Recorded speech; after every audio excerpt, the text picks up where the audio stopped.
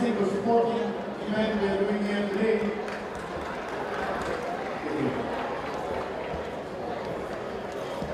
Unwilling, right.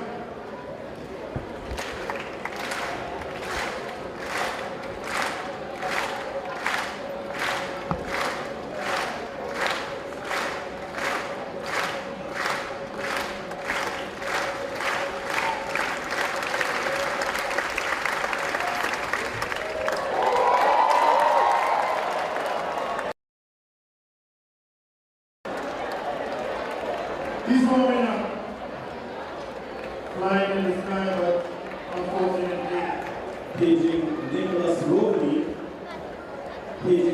Romney to the VIP lounge area. Please come here.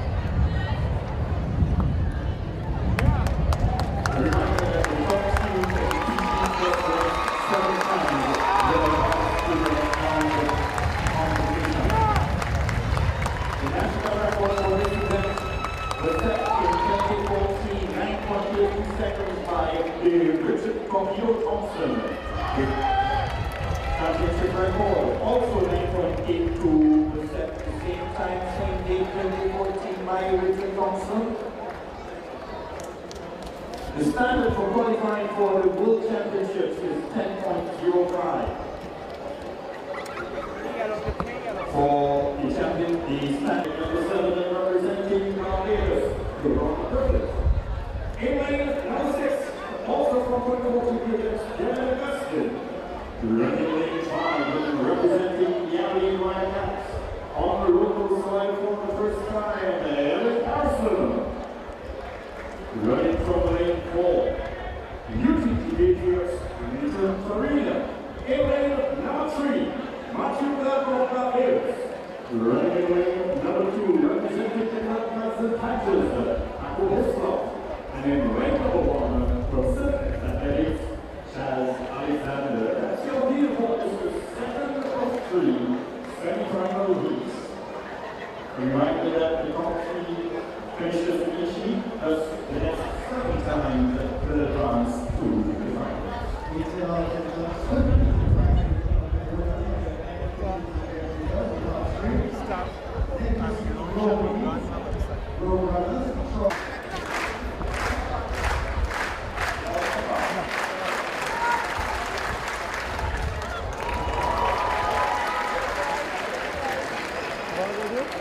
While you're doing that, I will go and concentrate on it.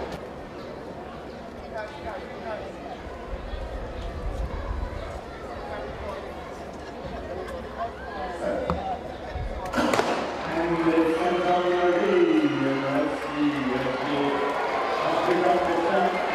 Eric Harrison. The local Eric Harrison taking pretty tightly and Right? When you go up, so you can zoom in on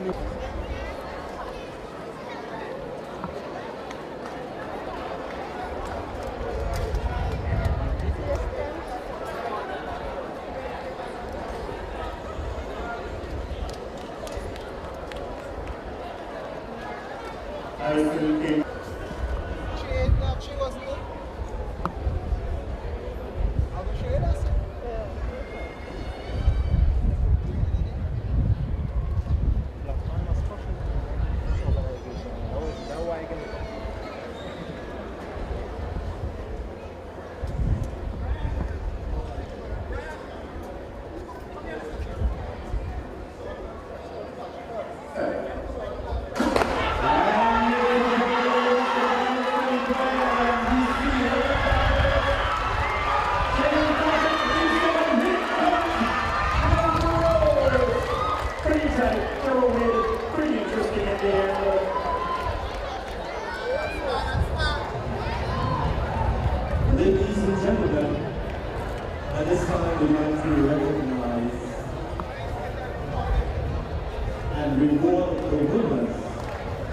the 1500 men run. They're going to take the podium. I just think So for Mrs. Robert Joseph Moore, the regional senior division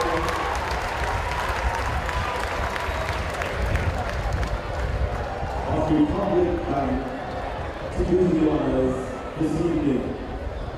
Ladies and gentlemen, in third place, please put your hands together for Nicholas Brody from the Trinidad and Tobago Road Runners.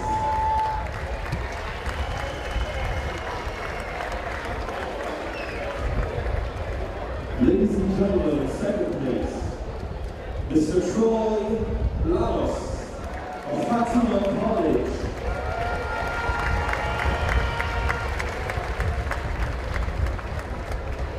And of course, coming out on top, we have Mr. Nicholas Lando.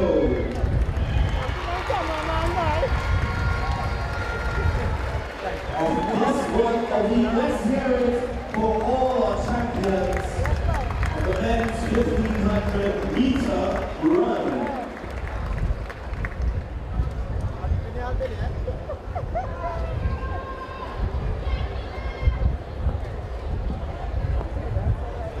Of course, as the evening progresses, we will have more medal distributions for all our winners.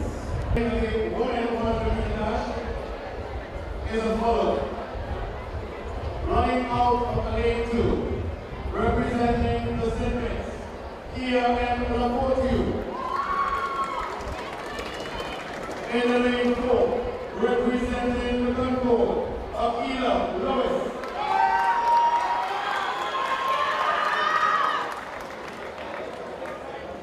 In the lane 5, out of Barbados, Sister Evelyn.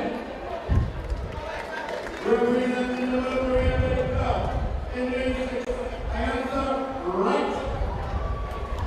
Representing Concord in lane 7, Tanisha Prescott. And representing in lane 8, representing Ghana, Jasmine Abrams. It is the top 3 in each heat, plus the next 7 best times, and move on to the next round.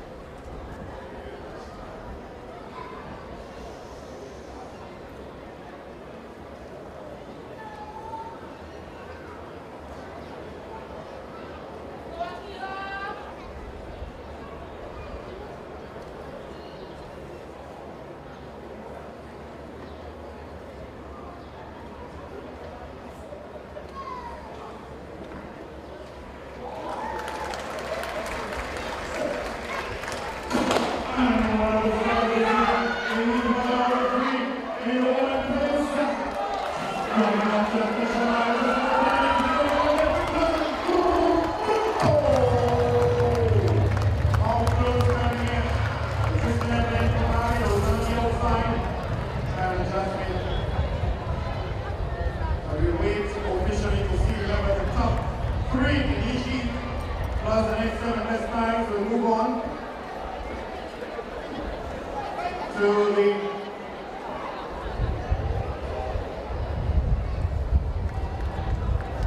evening at the time of 11.24. Hours at the time of 11.25. The very night at the top 3. And each heat plus the next 7 best times, we'll move on. 3 heats. It's now back for the second heat.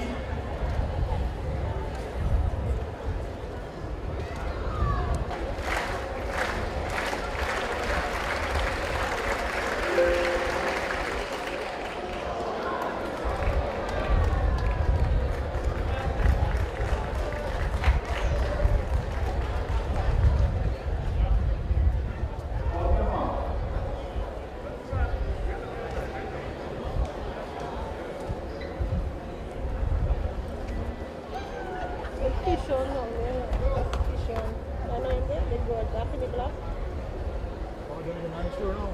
I'm sure you try. Snap one again, so keep it there. On the radio, on YouTube. Who's the radio on this one? Trying to go down there and get it over. And go over. Trying to go over the shot. You know, this one, just the next one there. Sometimes, original people, just as they have to lay it all, but he was in more than that, and we have almost, and then from that, we had that as well, the official results. From the field,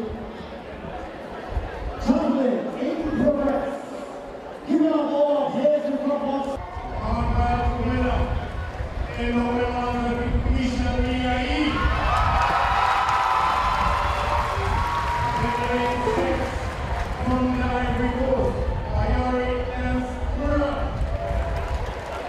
Eliminating 7, the Wednesday 19 Youth Female Sporting Personality under the 13, and the entry is women's athlete Shaniqua Alaska. Running in comparing lady from the Philippines is Kamara Jura. For the win, each number 3 out of 3 on the London International.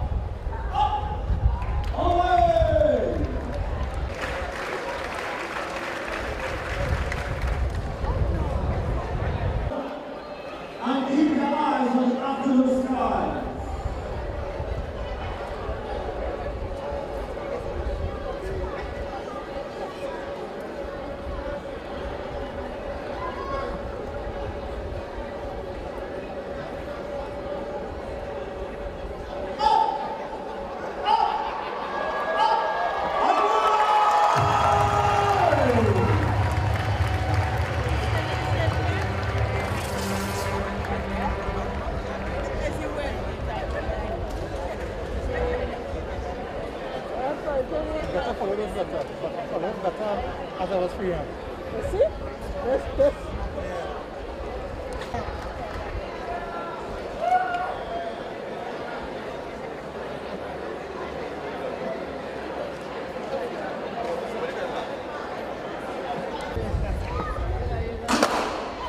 And that's the start of the women's 400-meter match. As the Marathons division in the backstreet, we see Jennifer Thomas of IG class lane. She's out there with Ryan Seville of Memphis Riders, who just came up the backstreet. As they hit the 200-meter marker, Ryan Seville of Memphis Riders leading Jennifer Thomas of IG class lane. In third, Kumas Anita Waters. As they turn around the top 10, roll the outlines, straight up the hole. There you go. Ryan Seville of Memphis Riders.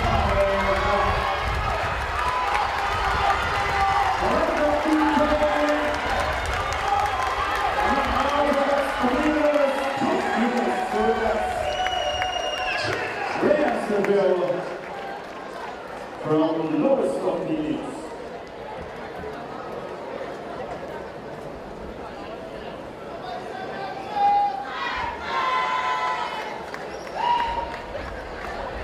Back to the champion. Away! For those of you who are wondering what distance Sean did in his previous stroke, 83 meters.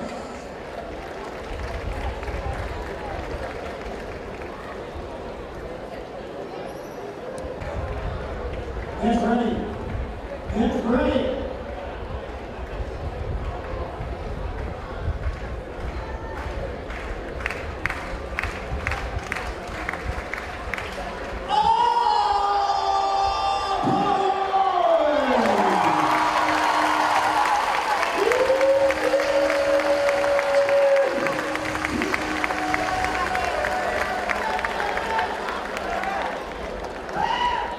That's for your call.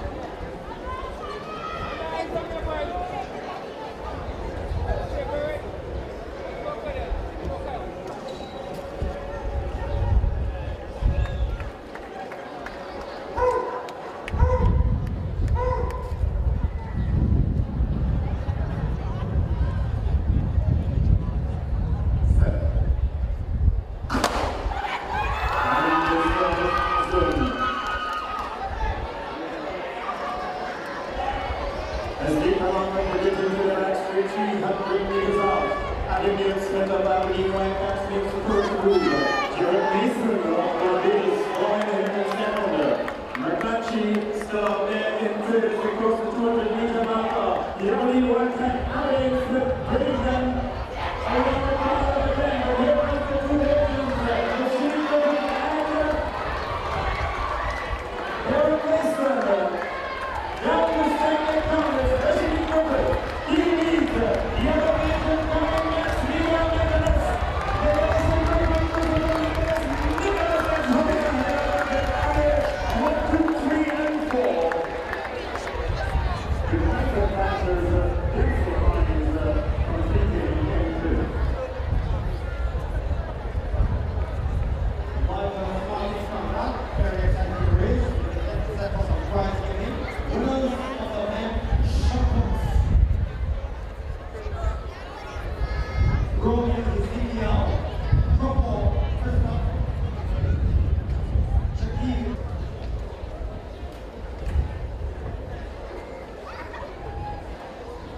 Set. Yeah! Now underneath the out of the box. On that bottom turn. Looking even right now. On the outside, Christ Nicholas. He has a slight lead ahead of Ryan Paul on the outside. Making some inroads into the showing of eight. As they close the 200 meter marker. It's still anybody's game.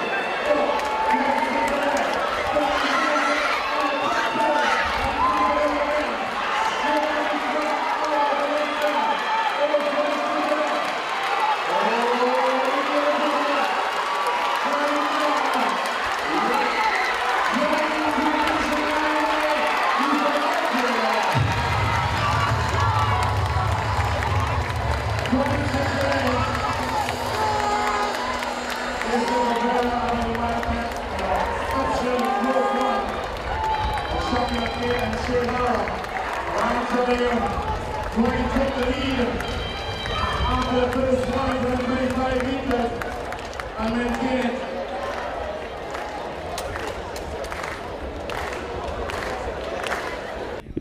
How it feels to be back home running in front of a home crowd since COVID? Well, I'd say I missed home, especially, the crowded track. It feels pretty good to be back right now. I just felt comfortable, like I'm connecting with my roots, so good. Just to finish healthily.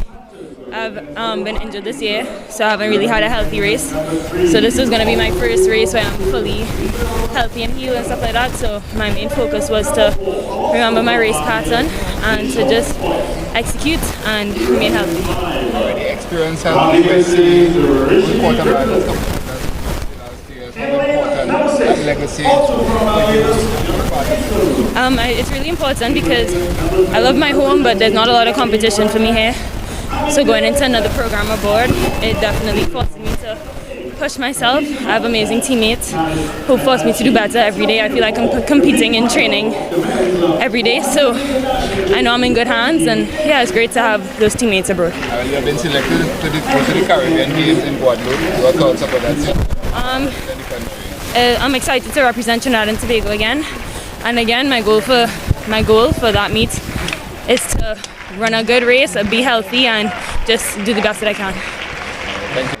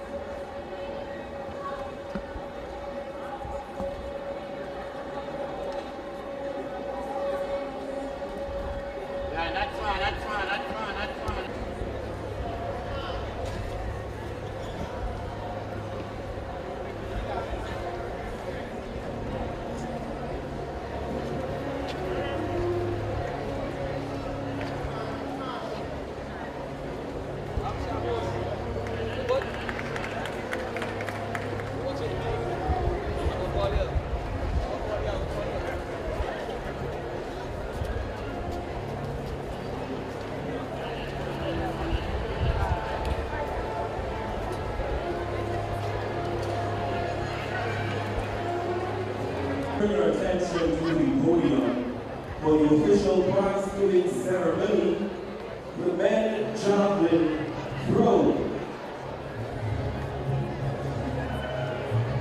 And to assist us in the medal distribution, we have the regional sales manager, South Republic Bank.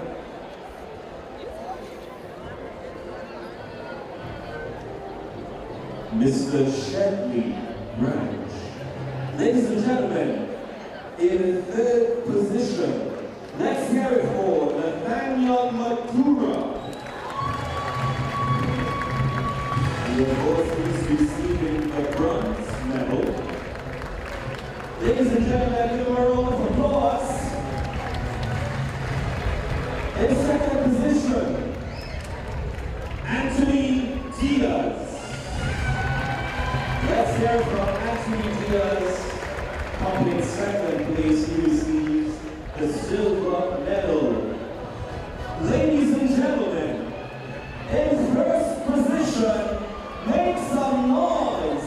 Make some noise, Hasty Crawford Stadium, for Keyshawn.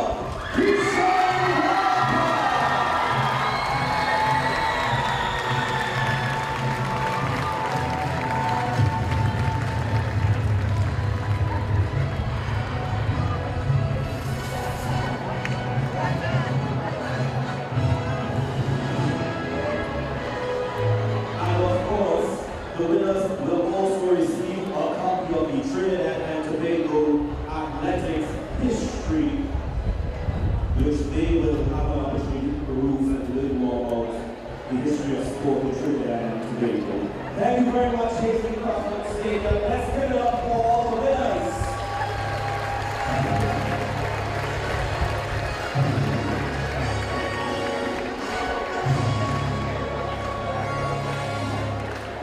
In third position,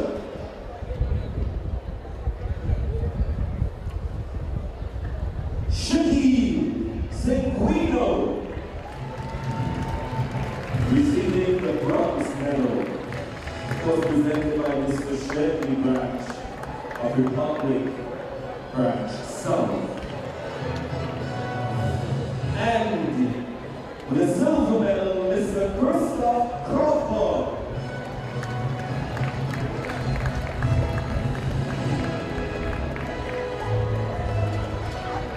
Ladies and gentlemen, receiving the gold medal,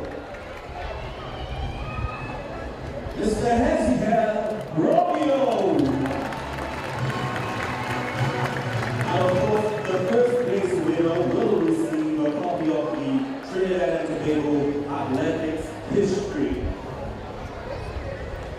from the Don Lindley. Thank you so much.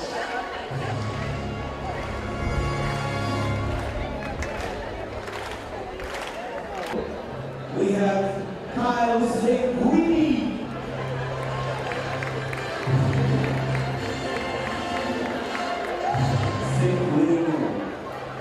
That's right, Mr. Zinguini receiving the silver.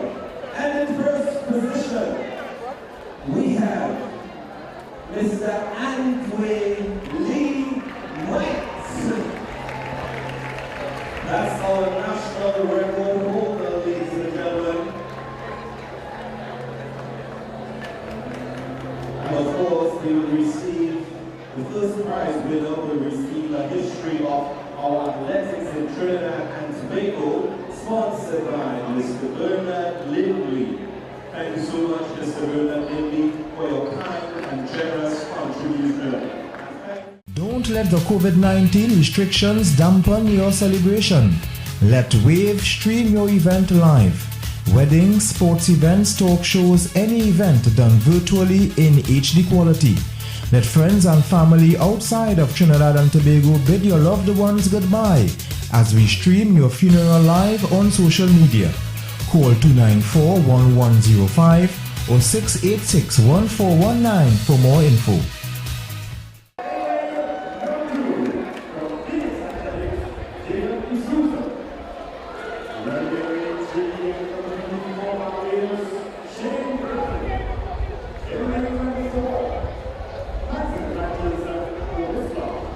Ryan Klein.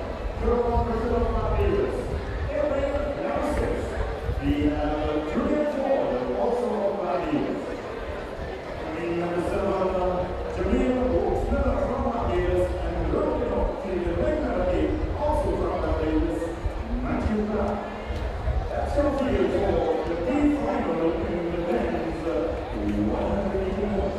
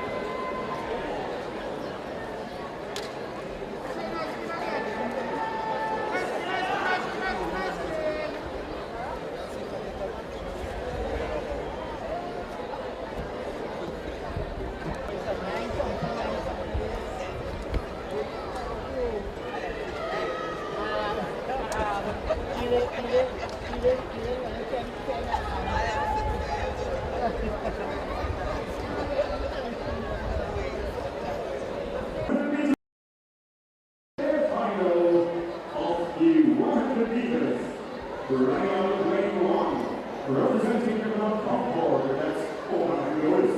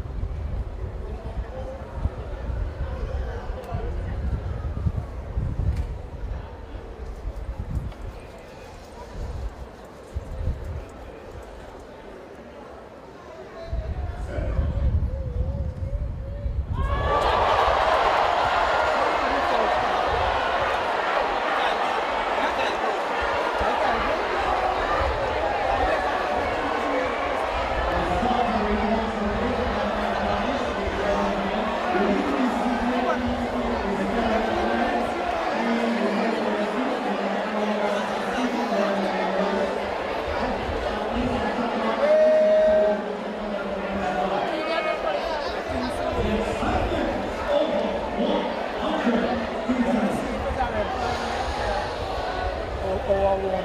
What's this? Our one? Alright. What is going on there?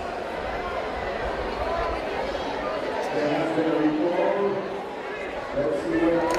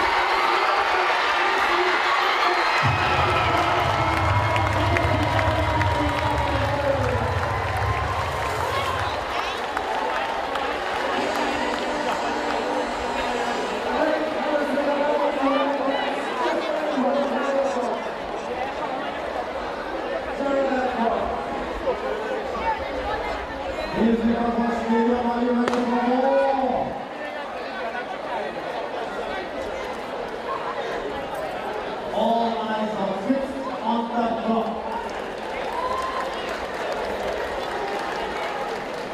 Artificially 10.08 for Anderson in second.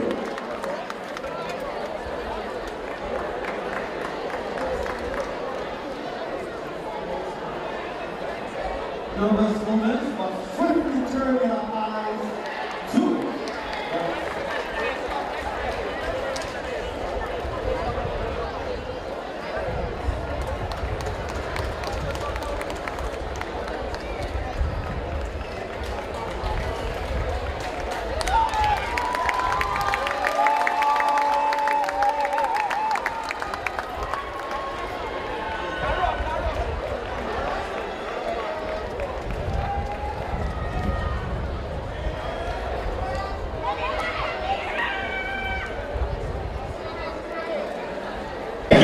Yeah, so how you feel? I know it's first time competing in TNT. Yes. How do you feel to compete in your land of your heritage? It was actually pretty crazy. You know, the atmosphere is different than anything in the U.S. You know, just all the hype leading up into the event. I hadn't experienced anything like that before, so that was pretty cool. It definitely had my adrenaline pumping. So, yep. How you feel about your time that you ran today? It was a solid time. Yeah, I'm definitely happy with it. I came here to win. At the end of the day, regardless of what the time is, my goal was to just win. So, and that's what I did. You hoping to compete in Commonwealth Games or World Champs? Yes, I plan to compete on both. I plan to compete at both for TNT. Okay. Yep. You got anything? Yeah, well, now this is a changing of the guards because it's no longer the old class. No, you're the man now. Yeah. How does it feel to be taking over from that era? Honestly, it's an honor. I grew up watching Keston and Richard, compete.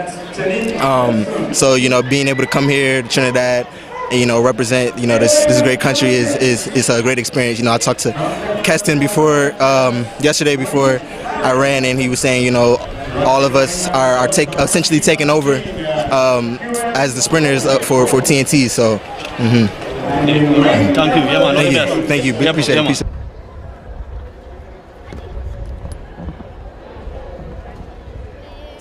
I get 20 people jam with them.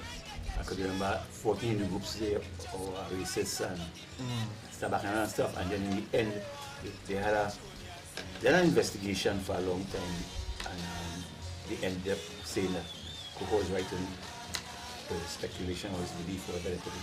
So it was my time to get back to some of the big men who jammed me down and things for that. So I come and apologize. Yeah, that was a big. I remember You that. see, all them songs is passions, and it's just not it's not that. You just write a song, it's feelings, it's reasons, it's stories behind it. And that would bring out the energy and the performance. Yeah.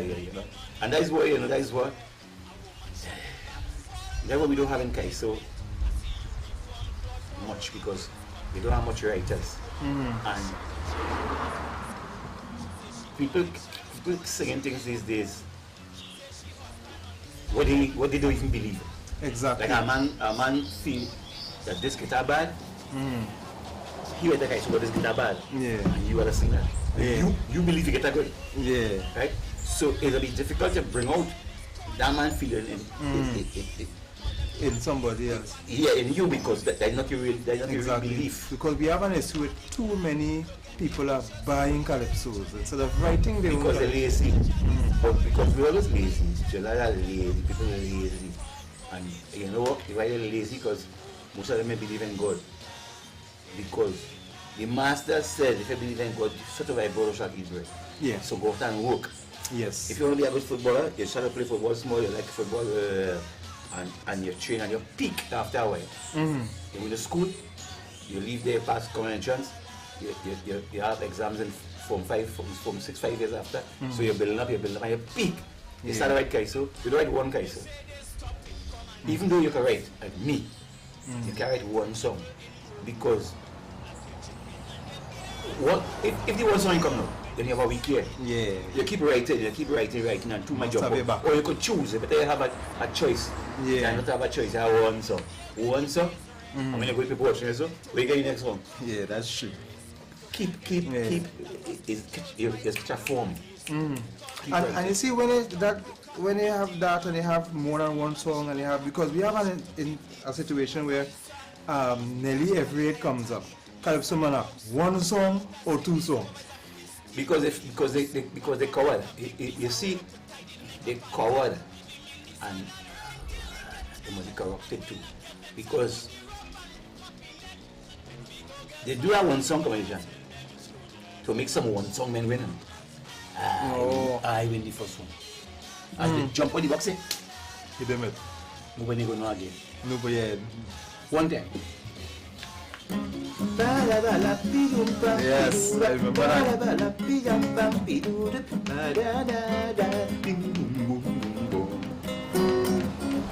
I swear to God, next time I tell leaving, I ain't telling nobody nothing. I learn me lesson and I learn it well. Next time I go in, I have nobody to tell. From the get-go, they hear Coco leaving. Man and child, they keep bringing something. Like these people, they can't agree. It's carry this and that food, their family. Carry them 6 Panadol in case my big son sick. Carry that nice green parrot on his stick. Sigubin daughter, I can't forget her. Dish them for you, bottle of chilla. Take them 6 dry coconut key, I eat for granny. The ball in the file is for Uncle Harry. And the little nephew, the one that's play man. Don't forget to give him this temper pan. They have a greasy paper backpack of roti. Some diapers to give to a little baby. Pastel cuckoo and chili baby. And I hope they won't get for a sharp TV. 6 suitcases already, Coco on the red street. They run in the back was so got ribbon cane. I'm telling you plain I can't take this train. Next time I go, you know what we ain't gonna know again. And that song, they wanted one song, eh? Yeah, they wanted that one song. I had 2 songs in it. And that song with my father was a bad song. But the one song they want. I chose this one. When I done sing this song and I done win the commission, big bacchanal, about 4 or 5 guys in the back there, a reporter girl come to me and tell me, Coco, so look guys, you argue me back there. Oh, you sing an old song. I'm a dangerous composer in the world. Me had to have this song this year. If I make a song in 62, it's mine. Yeah. We'll make it old. And once it wasn't released, let me tell you what it's called. What is an old Kaiso? An old Kaiso is a song that you sang before and was judged by Tuko, right? Or by whoever. Other than that, it's my song. Right. Them fresh and fast and envious and bad and can't write. And that's why the following year now, when they sang Scorpion. Yeah, that's a bad. I win, you know. Them couldn't beat me. I win. Not one. I win. Them fellas and them easy boy. You could beat me? I think in a race. Well, then this segment comes to an end so fast, so when we come back, we continue in the conversation with the mighty Crow. I demand my respect, cause respect is due. Maharaj, I want an apology from you. I want an apology from Vonan Dilemma and the Chamel from the Guardian newspaper. Because 6 years ago when I sang my song, they well wag their tongue and say how I wrong. They say how I racial and how I bad. Dr. Chen and Indran is ambassador. They feel because they have a doctorate, they greater than God, so they could push hate. They feel because they went to the university that they have more knowledge than anybody. They have a way they say Gaisonia and they go to school. So anything we sing they consider we are fool. But thanks to Legay and Selwyn Ryan, today they have to respect this Calypsonian. As the judges announce the winner, I never hear back and also Alos, Katie and Valentino, all of them won't have Gil Bro singing Sandra, Chucky and Bali. They say how I sing a whole song. They had just full of hate and envy. Tell them I'm a top-notch Calypsonian. So tell them, don't worry with me. I want to send this message to singing Sandra, Chucky, Katie and Bali. Tell them, don't worry with me. When I see Shadow and Valentino, I say, Lord, only heaven knows. Now we are talking with Crow, and he was now telling us about the year when he not only beat him in 2007, but in 2008 now, he had to respond to something that happened in 2007 when he won, when certain Calypsonians were coming back and bad talking him and saying he sang an old song. Now he sang Scorpion, which was real pressure. And we are going to ask him to sing a piece on that song. The response to 2007. Let's tell us about 2008 with Scorpion. Well, they didn't, them fellas and them fellas will be happy when I got to the final. And it's a joy because I used to boast whenever in a final, you and sure you go with. Yeah. I had a nice issue with that one singer some years ago. One was in 96. 96 when they sang they look for that, Black Man Look for That. But not say you go win the crop. But they don't have that sense and they don't have that drive. And to win is not an easy thing. You have to know how to win. Yeah.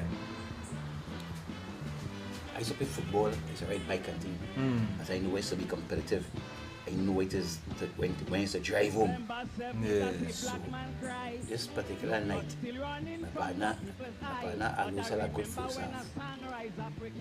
Good first half. So when I called my team together, I said, what happened to Alus? Looking good. I said, okay. Intermission time, Alus called me, sent to find me where I am, but nobody else to find me. I am the God dealing. They find me, they come and open some champagne. You were celebrating already? Mistake in the game. Yeah, man, the trunk full of champagne. So in their room, I never been in my room to this day. Just because I just want you to confuse me. Yeah. Don't tell me single tonight now. I know what's since last week. Leave me alone. Yeah. I zone in. So I called me. And his partner, it's a partner in competition. Yeah. You see, and I know them psychs. Right? Chalk used to psych up and line with Duke and them, lukewarm them and beat them in the competition. I'll only be your friend tonight. Yeah. Tonight is war. Yeah. So, well, but sometimes I have to reverse it. So this night he come in and tell me, well, he sent for me, come and open champagne. He says, boy, I never do it yet. He do go out. I gone. Open champagne, and I go back in the car. And I started to think, I started to get serious now. I said, this man, I don't know if he's trying to use a psych on me. That ain't good enough for me. I got old competition, veteran, football, cycling. I say, oh, So I go turn back it on him now. If I tell you so, I use the distance. Yeah. In a different way, not to get bored. Yeah. Use wisely. So I say, he must be psyching me up. Because if he tell himself, I open the champagne, I could have rolled back and said, hey, but he win, right? Yeah. But I take it differently. I take it as though when you're playing cricket and you stand in front of the bat, yeah. And I hit your pow! And the ball hit your hand, and you do it so. Yeah. It doesn't even hurt you. Yeah. So I take it and reverse it on him. As well, since he feel he win, he's telling me to drive harder in the back. Yeah. Because I have to catch him. Since he feel in front. He could have been in front. Yeah. You know the result end up? The result end up, I win. So I went back by the room now. Yeah. Bring out the champagne. So bring out the champagne. You celebrated with his champagne? Yes. I didn't have that. I'm not so conceited. I want to win. Yeah. Right? I tried to win. And I won the commission. So what year that was? That was in 2007? No, that wasn't 7. That was in 96. Because he wanted to damage me. That was in 96 then? Only 96. But in 96, the favorite that year, if I can remember, was Brother Marvin. He had Jahaji Bai. That was 96. That was 96. That wouldn't be. That would have been 90. When you sing Party. I beat you off too. When you sing Party. Party was 90. He could have been here. Yeah, he could have been here. Yeah. But I beat him off too because you see, again, he wasn't the favorite. They was cycling him up to win. Right. Terry Joseph and right. And everybody won Coco to Galax. Yeah. Right? So cycling him up to win. But I went down in semi-final and I was 13 points in front of him in the semi-final. Right? I bad so. Yeah. Crazy all them backing him, I get 13 points in semi-final. And let me tell you about the cycling days and thing too. If I had 13 points ahead of you in the semi-final, but you gotta have an eagle to catch me in the final. Yes. I put my head down so. No mistakes. I don't know how you could catch. Yeah. I used to my brother used to do match sprint Leslie Robinson. Match sprint and beat them by them. So here I know about commission. If I beat you in 2 best and 3 in a sprint, right? Yeah. So if I beat you in the first sprint, you jump, you go on, and I catch you and pass you. That means I faster than you. Yeah. I catch you and pass you. Yeah. So if I go on the semi-final with you with Terry Joseph and I'm writing you up, and I give you 13 points in semi-final. I just put my head down. Yeah. And beat you up in the final. I get 32 points in the final. 32? That was the widest margin ever happened in Kaiso. To beat people. 32. And here, I can remember in 1996, that year when the UNC administration had just won the elections in 95, everybody singing unity. And you come with Ole Blackman, look for that totally opposite. Yes, different. And mash up everybody. Yeah. Different. Yeah. You see, because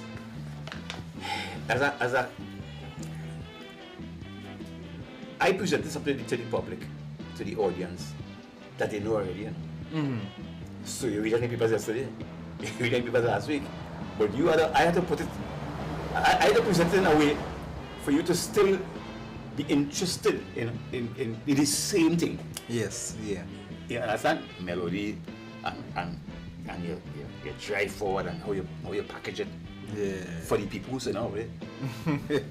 Well, I can't understand how this half an hour came to an end so fast. But hear what? We can't finish this conversation with Coco just like that. This week is part 1. Next time we'll finish this conversation in part 2 and we'll continue our conversation with the mighty midget, Weston Rollins, the Crow. I am Ian Wayson. Have a good evening. I swear to God, next time that I'm leaving, I ain't telling nobody nothing. I learn my lesson and I learn it well. Next time I go in, I ain't have nobody to tell. From the get-go, they hear Coco leaving. Man, woman, and child, they keep bringing something. Like these people that care about me. This carry this and that for their family. Carry them 6 Panadol in case my big son's sick. Carry that nice green parrot on this stick. Say, go bin daughter, I can't forget her. Give she them 4 bottle of Cuchilla. Take them 6 dry coconut, carry it for granny. The pawn in the file is for Uncle Harry. And him little nephew, the one does play man. Don't forget to give him this 10 a pan. They have a greasy paper bag packed up with roti. Some diapers to give to a little baby. Pastel cuckoo and chili baby. And a yoke they won't get for sharp TV. 6 suitcase already, cocoa on the red street. They run in the back was to cut ribbon cane. I'm telling you plain, I can't take this strain. Next time I go in, nobody ain't gonna know again.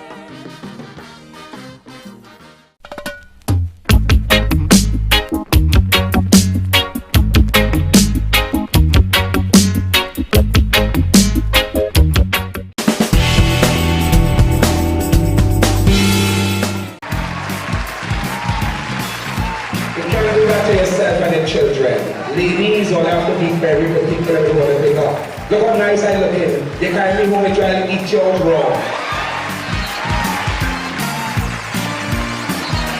They block it for us made from quite many flyover, and when they come in town they don't see nothing. Nothing! Where is all the mass? But plenty man have man. Bring me like woman.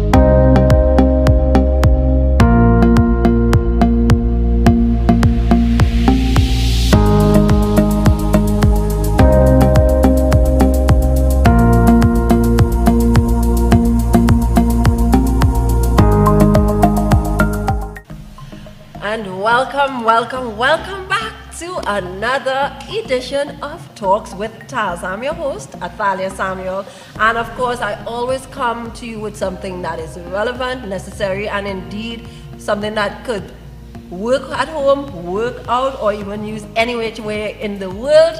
Welcome to Talks with Taz. And guys, it's been a minute because I had to take a little U-Haul and relax myself and try to understand all that's happening when it comes to COVID-19 and everything that's happening around us.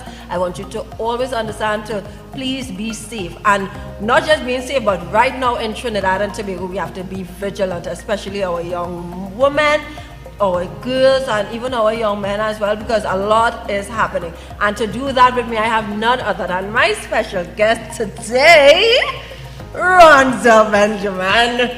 Of course, he's also a martial artist and cultural researcher, and I want to say thank you so much for taking the time to see me, and sharing some of the defense mechanisms that us young women need to be skillful of right now. So tell us some more about yourself, because I know you have all these accolades that I really wouldn't know how to pronounce and all this great stuff. So just tell us some more of yourself. Well, my name is Rondell Benjamin, but everybody calls me Benji. Ooh. Some people may know me from the Bois Academy as one of the co-founders and one of the people who's generating a lot of energy towards revamping Kalinda in Trinidad and Tobago. Right. But I am also the head instructor of Gracie Jiu-Jitsu Trinidad, and I am an instructor in Defense Lab Tactical Trinidad and Tobago, who obviously partners with AE Tactical to offer self-defense, safety, personal readiness courses. What we want to do is create spaces of wellness, spaces of health, and spaces where people can really develop resilience. Because one of the things people fail to understand is that every day, every second around the world, a woman is attacked, a child is attacked, or a man is attacked. More people who've never had any training in self-defense are able to survive and defend themselves by connecting to their intuition, by having spirits that are resilient, that resist failure, and that continually seek to find ways to get to a better position. Right. And to me, that's what my whole journey in martial arts has been about. As a young man, I saw things in the home, I saw things in the street, and I never felt safe. And so that's what drives me, making sure that people don't feel how I felt, and giving them the tools to get there. And you said that, and I wish I actually knew how to do this at a younger age, because I came from a household where I saw domestic violence happen, and being such a little fragile little person and seeing this big, at that time, stepfather who you're supposed to be feel protected by, and that was it wasn't happening. And I didn't know what to do, so I just dropped a stone on his foot because I'm seeing him trying stuff when my mom is concerned, and I was feeling hurt as a person. So some of the things now a little again we have to say to ensure that all parents get their children into probably martial arts. Well, to me, martial arts should be like learning to swim, learning to ride, learning to drive a car. Like a life skill. It's a life skill that's mandatory. Right. Obviously, in other countries, people recognize that martial arts develops the mind, creates people with clean, strong spirits, helps people to become resilient, great at tactical thinking and awareness, and just learning strategy. But in Trinidad and Tobago, martial arts has another space, another place. And martial arts should be the grounding for our society. You have to remember that in this post-colonial construct that you're calling Trinidad, we have the conditions of an ex-POW camp as a civilization. Okay, when you say that, what do you mean? When you look at 400 years of psychological trauma, abuse, rape, when you've seen that for hundreds of years, the whole population carries a subliminal layer of post-traumatic stress disorder. When people told me, the men have to check themselves in this space, I said, yes, but there's a caveat. We are damaged people, and damaged people hurt people, right? The people who are doing the violent acts in general are victims who are now acting out their victimhood. That doesn't mean it's okay. That doesn't mean it's supported. Of course not, oh gosh. But what we have to understand is the why. Right. The why is this savage, vicious, colonial mentality that has become part of our DNA. And the things we have to do to release this trauma, sit in developing a self-identity and a sense of awareness. One of the best places to do that is in martial arts itself. What was one of the worst experiences when it comes to actually teaching or mentoring someone who was broken? Because I'm sure there would be someone who is really broken and very toxic coming to learn this, and you had to try to not just mentor them in doing the practice, but also mentor the mind. I think that, to be honest, you always got to start with yourself. Right. Nobody does martial arts the way I have, unless they're broken. Nobody who does martial arts because they weren't scared. Nobody does martial arts because they felt powerless. And so I am that living example of somebody who was scared, terrified, wanted power, wanted to be strong, wanted to protect my mother and sister, wanted to be unlike the men who I saw coming up. So you weren't forced to join it. So how many years have you been doing practice? The first word I ever said was fighting. The first word I ever said. I've been doing martial arts for over 35 years. And that's one of the big misconceptions we have with this surge in martial artists who are claiming to seek to help women in need. If they weren't doing it for the last 20, 30 years, how all of a sudden you're interested? Well, they learned just the other day, so they come out, I guess. My problem is that there's a commercial drive to capitalize on women's fame. It's very, very problematic for me. I was of two minds to even do the show. Because what I don't want to do is to sound like one of the persons who just want to capitalize on the moment. I think the reason that drove me to share with you is to create templates and share templates for women to evaluate instructors and sources of information so that they could pick the best places, because there are many really good instructors out there with a lot of integrity, but I'm also seeing all over social media stuff that puts women at greater risk and higher levels of danger. And when you say that, like what would be some of the things that you see that would like perpetuate that kind of action? Any act that is violent has 6 phases. We call them the 6 Ds, right? What we have to do is be able to detect threat. Right. And if we could detect it, then we could do things to displace it. If we can't displace it, then we could diffuse, make it less possible. If we can't diffuse it, then what we could try to do is de-escalate. If we can't de-escalate, then we have to defend ourselves.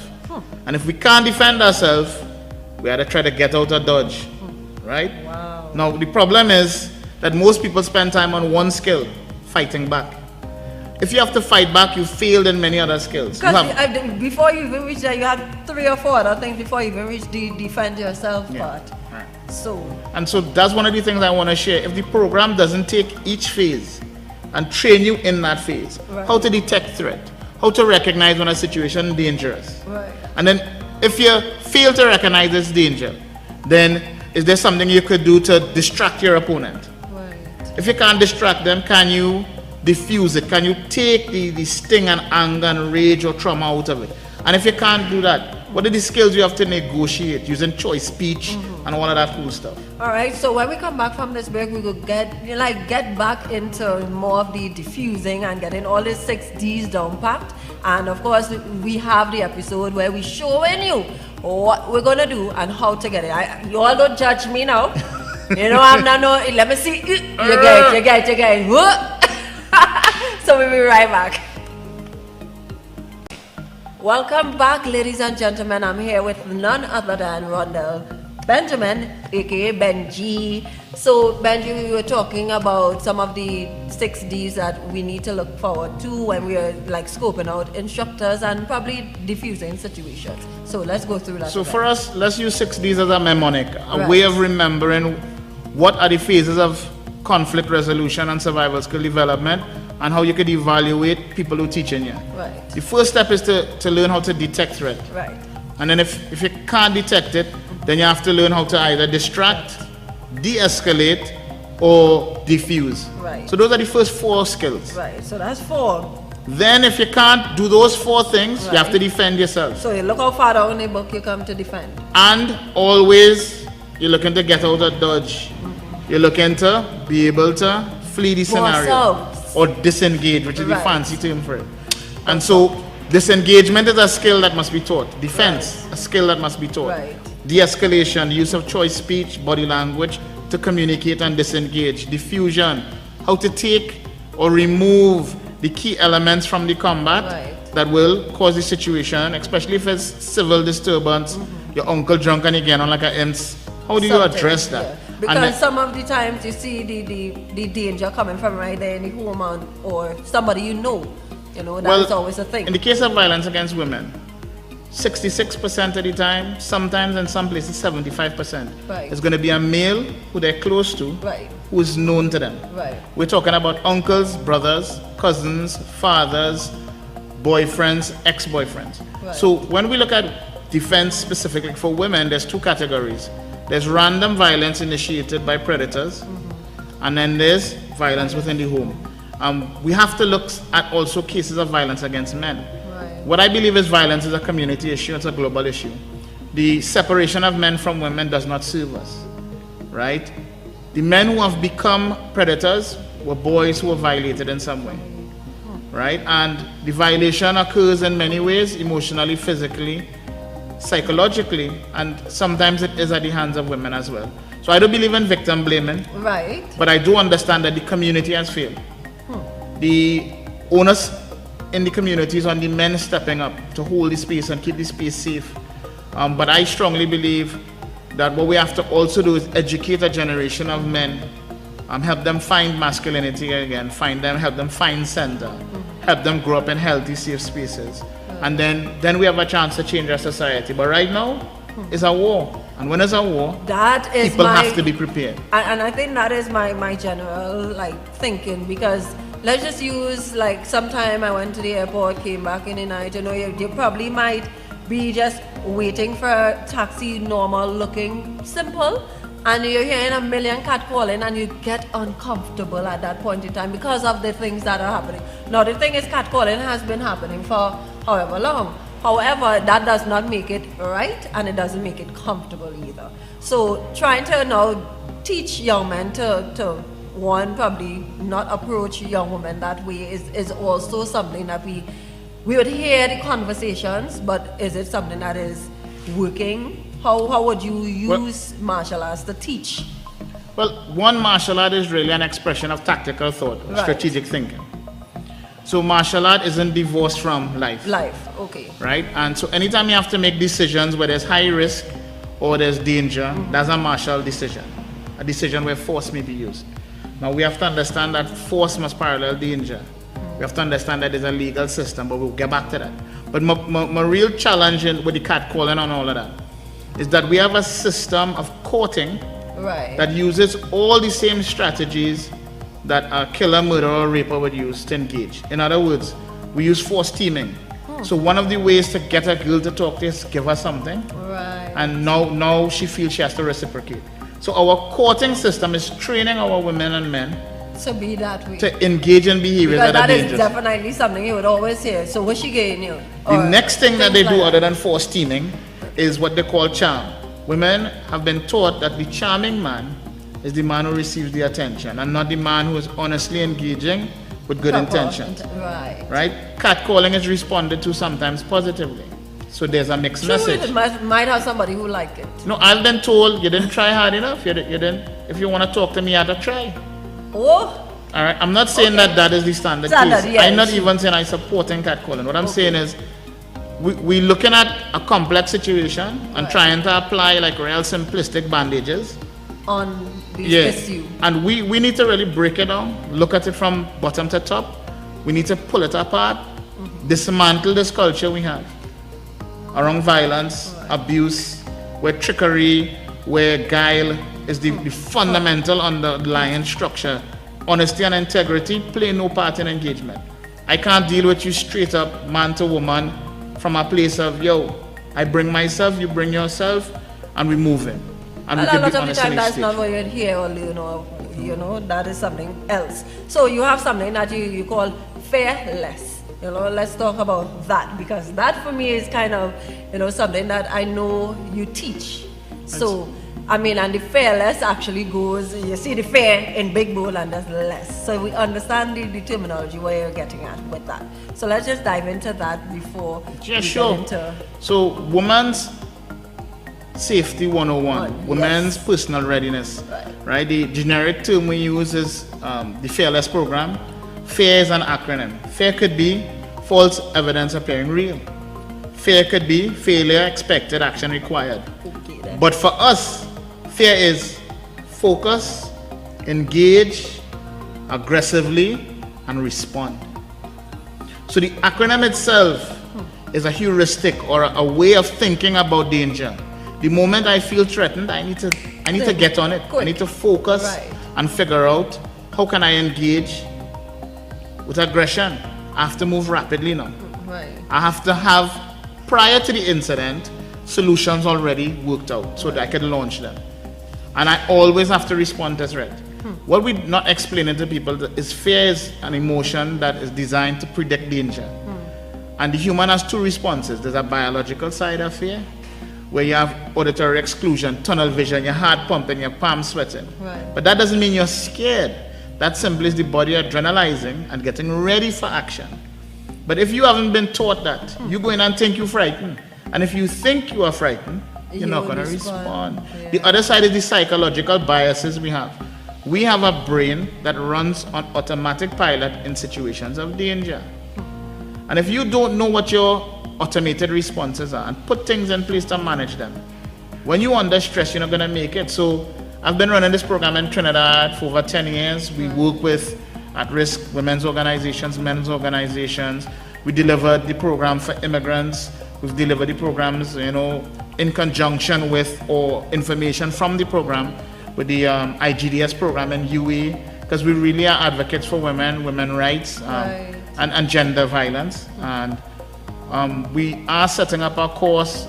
We've kind of formed a union with AE Tactical, which is the premier provider of safety equipment, personal readiness gear, emergency response equipment on the island, to really offer a program that is based in data, that is about the psychology, the physical, and the emotional sides of violence, and giving people the tools to detect it, diffuse, de-escalate, or disengage, and if you can't do that, then how to defend yourself. So, of course, the information is far wide, and we know we have to cram it all up in the time frame that we have. Of course, we're going to take some time. We're coming back, and he's going to show me how to get in and how to break up. So we're coming back with all of that. And, of course, we're going to offer probably between 3 to 5 women to experience some form of, just a crash course in martial arts so you can learn something. So we'll be right back. So guys, we are back, and of course I told you, just like I promised, I'm going to get myself in shape for understanding how to diffuse situations, how to defend myself with none other than Rondell Benjamin. So I know you had something that you wanted to also share with them before we start. So anytime we're doing personal safety, the first thing we look at is use of force. What is the legal remit we have? There's 4 fights in life. Fight to overcome yourself and your bias. Fight to overcome your opponent. Fight to overcome the judiciary. And fight to prevent civil lawsuit. I would be remiss as an instructor if I teach you to defend yourself. You don't learn how to report or articulate your defense well, you either end up in jail or you're sued until you're broke. So let's stop and take a step back. I want to read something for you all. This is an important thing you have to read. That was obviously Trinidad's Court of Highest Appeal is the Privy Council. And Lord Palmer had something to say that's super important to this conversation. If there has been an attack so that self-defense is reasonably necessary, it will be recognized that a person defending himself cannot weigh to a nicety the exact measure of his defensive action. If the jury thought that in a moment of unexpected anguish, a person attacked had only done what is honestly and intrinsically thought necessary, that would be the most potent evidence that the reasonable defensive action has been taken. So there's 2 things we have to pay attention to always. Was the act we take necessary, and was it reasonable? So let me talk diffusion and de-escalation. Right. You bounce my car. Right? I jump out my car and hit you a bellows. Plow! They're gonna ask you, and then after you get the bellows, you pull out your gun and you shoot me. Okay. You would say, well, that was your way of defending. I hit you, and you had to defend yourself with a gun, right? Well, no. What you could have done is bounce your start and drive to the nearest police station. And give me a so the report. question is, was it necessary? Right. And is it reasonable? So when we teach defense, we have to take into consideration that we could put you at jeopardy by teaching you to kill a man, break him up, mean business. Those are the conversations we have. Okay. I have to make sure that not only do you survive the event, you survive it financially and you survive it legally. So with that being the basis, people need to look at Lord Morris and Lord Palmer. They need to understand the laws of Trinidad and Tobago, the Offence Against the Persons Act. They need to understand the Trinidad and Tobago Police Service legislation. They need to understand what use of force is perceived for a civilian. One of the things I hate to see is people teaching military tactics to civilians or police tactics. Right. We are civilians. Our remit, our rope is a different length of rope to somebody who has formalized military training. So with that being said, right. I always begin a session with an understanding of a term called base. Okay. So what's base? So if I hold your wrist, don't let me move you. Do it Right? again. So we're gonna fix something. Right. I want you to imagine that you're standing on a square. Point that toe a little more there, bend your knees a little bit, point your toes straight at me. Right? Now, when I pull you, I want you to tilt your pelvis like if you're gonna press into me. Don't lean back. Okay. Push your pelvis towards it. Oh. Right? Okay. I'm a little strength on you. If you understand leverage and body alignment, you can make yourself super strong. So now let's look at a different side. Same position, I'm gonna push you. Stop me from pushing. Good, but you're gonna do the opposite. Tilt your hip back, All right. like your cock button. Okay. Right? Push it back.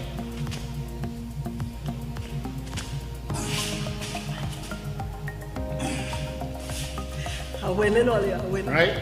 So what we're showing is physiologically, if you know the right position to be in, Yeah. you can make yourself strong. Stronger for no even if you're a smaller person. Right. So imagine now I grab you, you base. Right? Now what you're gonna do is something really cool. Hold on to me. Sit down. Now kick me in my face. Right? I like it. That's just a trick. It's not a technique. I don't suggest that that's the only way. But I'm showing you that if I try to drag you into a car, You have ways. there's ways in which you can use leverage to counter strength. I'm 250 something pounds. Right? I'm svelte. Right? But if you line up right, you get your bones all squared away, we can make you super strong. So I'm gonna make you even stronger. So before you do that, what about a situation if somebody comes with a gun? Because at gunpoint, which I have faced, Yeah? right? How do you try to defuse or de-escalate or? So let's ask ourselves a real question. Yeah, that. And this is gonna be the hardest question we ask. What do bad people want? What? They only want one or three things really. Maybe four. Okay, let's. If we don't understand the psychology of our opponent, Okay. we cannot beat them. They want your things. Things, right? They want your body. Right. They want your life. Or they want to use you to manipulate somebody else. Right. So right now you have to figure out, if I grab you Right. and you hand me $1 million and I don't let you go, what do you know? That means you want my life or my body? Your body, your life, or to use you against your family. Yeah. So your action is Because I different. will give you something. Right? So if you come with a gun, I'll give you what you want. Right. If it's me that you want, I have a decision to make.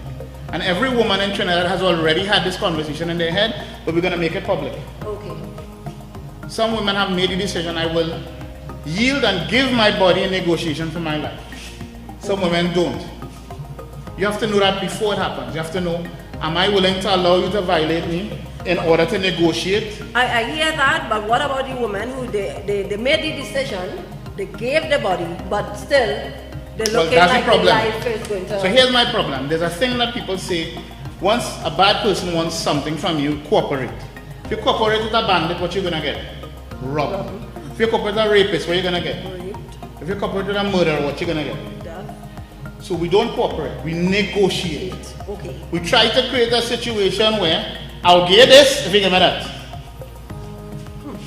And this is a conversation no one likes to have. Ooh, that is so true. But this is the conversation I wanted to have.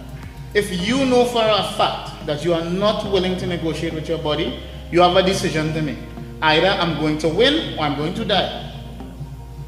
And this is a serious conversation, and that's why we work on mindset preparing people to have these Yeah, conversations. because at that point in time, I'm telling you, my brain was about, what you want here, because my life is more important than the things that you're trying to take.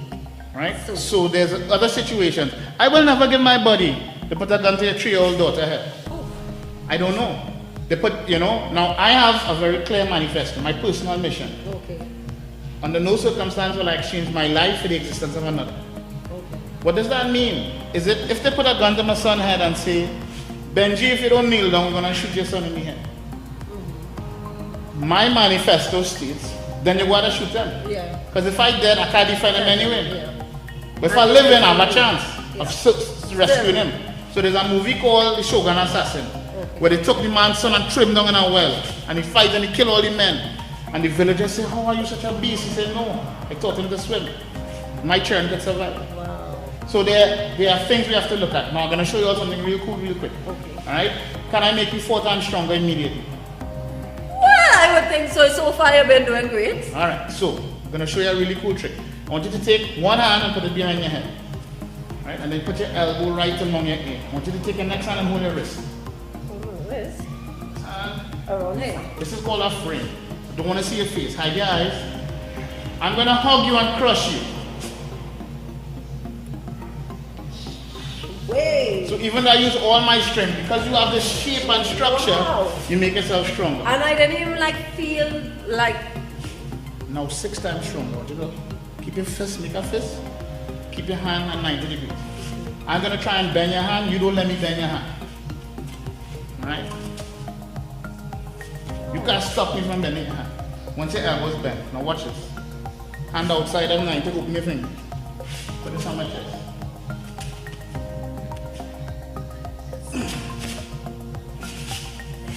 So when you use extensors, muscles that drive away, you make yourself stronger. When your hands open, you make yourself stronger. So when we teach, we keep our hands open, we keep our hands outside 90, or fully collapsed.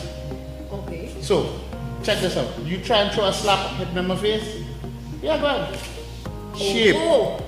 And then I'm gonna engage. Wow! Let me do it again. So I'm gonna do it to you. Okay. Shape. I want you to take this and drive it straight into my sternum. Like here. God, Lord. Let me You have have it. the old man.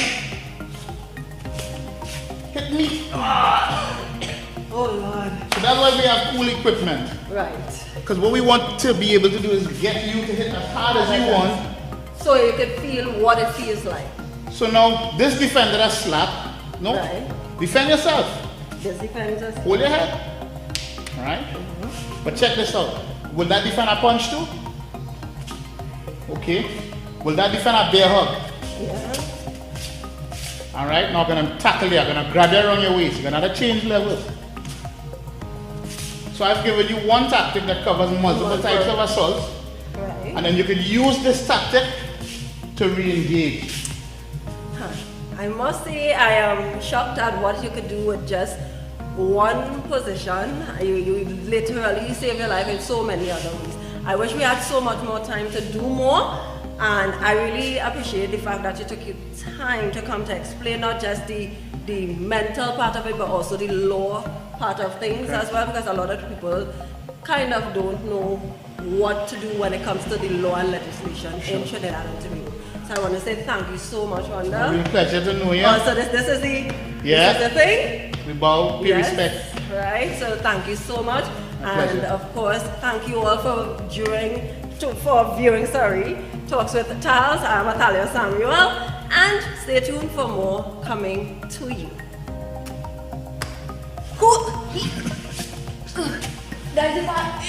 That's how you're dead. That part. That's so dead.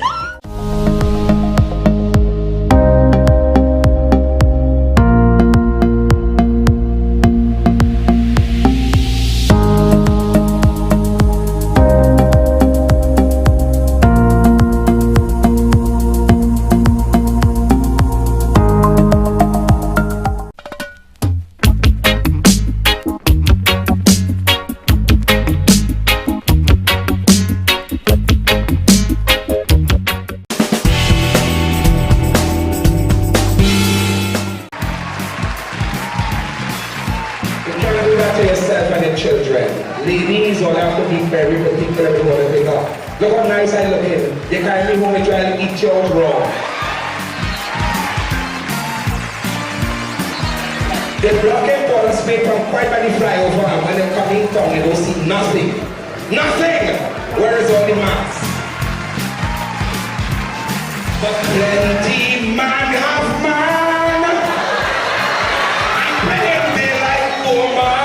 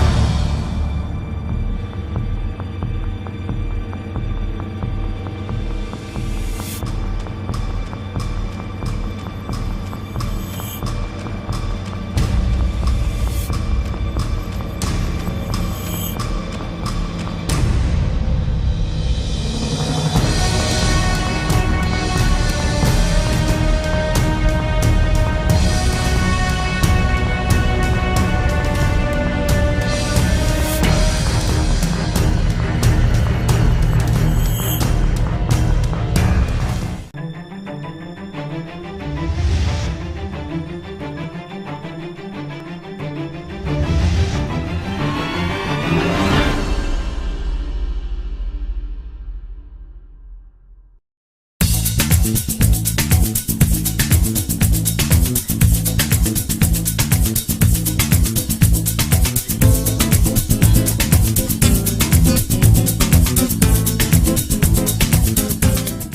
miserable guys. We're back and we're at the finals of the 7th edition of the Hero Caribbean Premier League. And currently, Ian, Mason, and myself, we are at the Brian Lara Cricket Academy in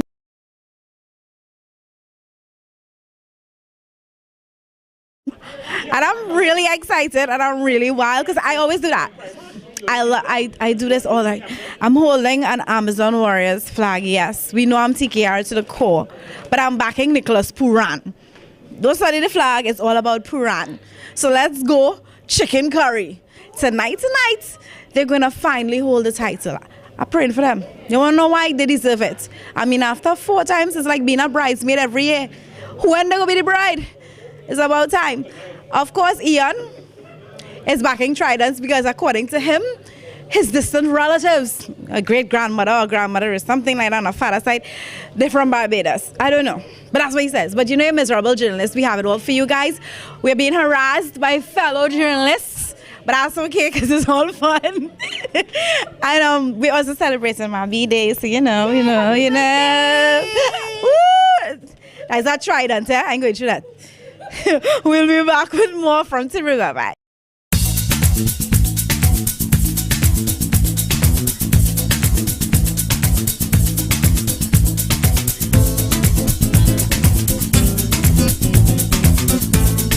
Tridents versus Amazon. Watch me. See this nonsense? Get that out of the way. Hello. Tridents are going to win this game because I backing them. I already had it hard with Talawas already. I had it hard with Talawas. Talawas frustrate me. And these two ladies... Talawas, where are they? He supported the Patriots right after. Where are they? Listen, Tridents, if all you really want to win this, tell Ian to shut up. As I was saying, right? Tridents are going to win this, and when they do, I'm sorry, but the Warriors will forever be known as chokers because they're choking. Nicholas Pooran is there. You need to understand this. Nicholas Pooran is there, and I'm going to fully support my Trini boy. He is going to be the deciding factor today. And it's going to end today. They're not going to choke today. It's time. Unbeaten run, a historical win, and we are going to witness that. The score is 25 for 1 though. There's 25 for 1 though. Is King still there? Hetmeyer is with him. Pooran has yet to bat. Malik has yet to bat. What is wrong with you? It's not Malik, it's Malik. I know. I like to say Malik. It sounds so sexy. Malik. Make Ian sound sexy. So this Talawa fan or thing needs to back down. Look what he did. Look what he did to the Jamaica Talawas.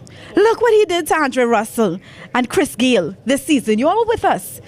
Today, it's all about the chicken curry. Flying fish.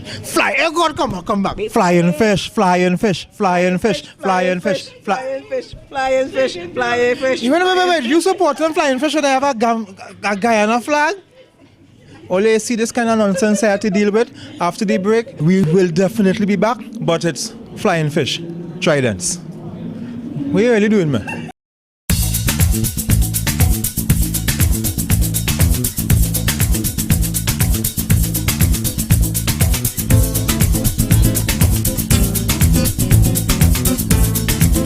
Okay, so we searched. I mean, there's a few around, but they're a little shy, camera shy. And we finally got a Tridents fan to talk to us before the end of the game.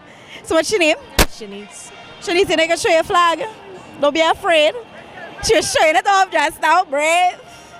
Are you excited with the way the finals is going so far? Yes, please. Once we can keep it up, we got this game in the bag. What is your expectation? Like, you hoping that they win by a big margin, or? I ain't mind if it's big or small. Once we win and we can hold the title, that's all that matters to me right now.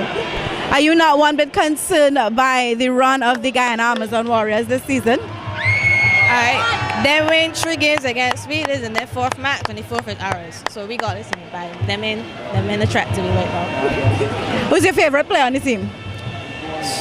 Anyone want to be biased, but I ain't say Hayden, so I don't be biased. Right.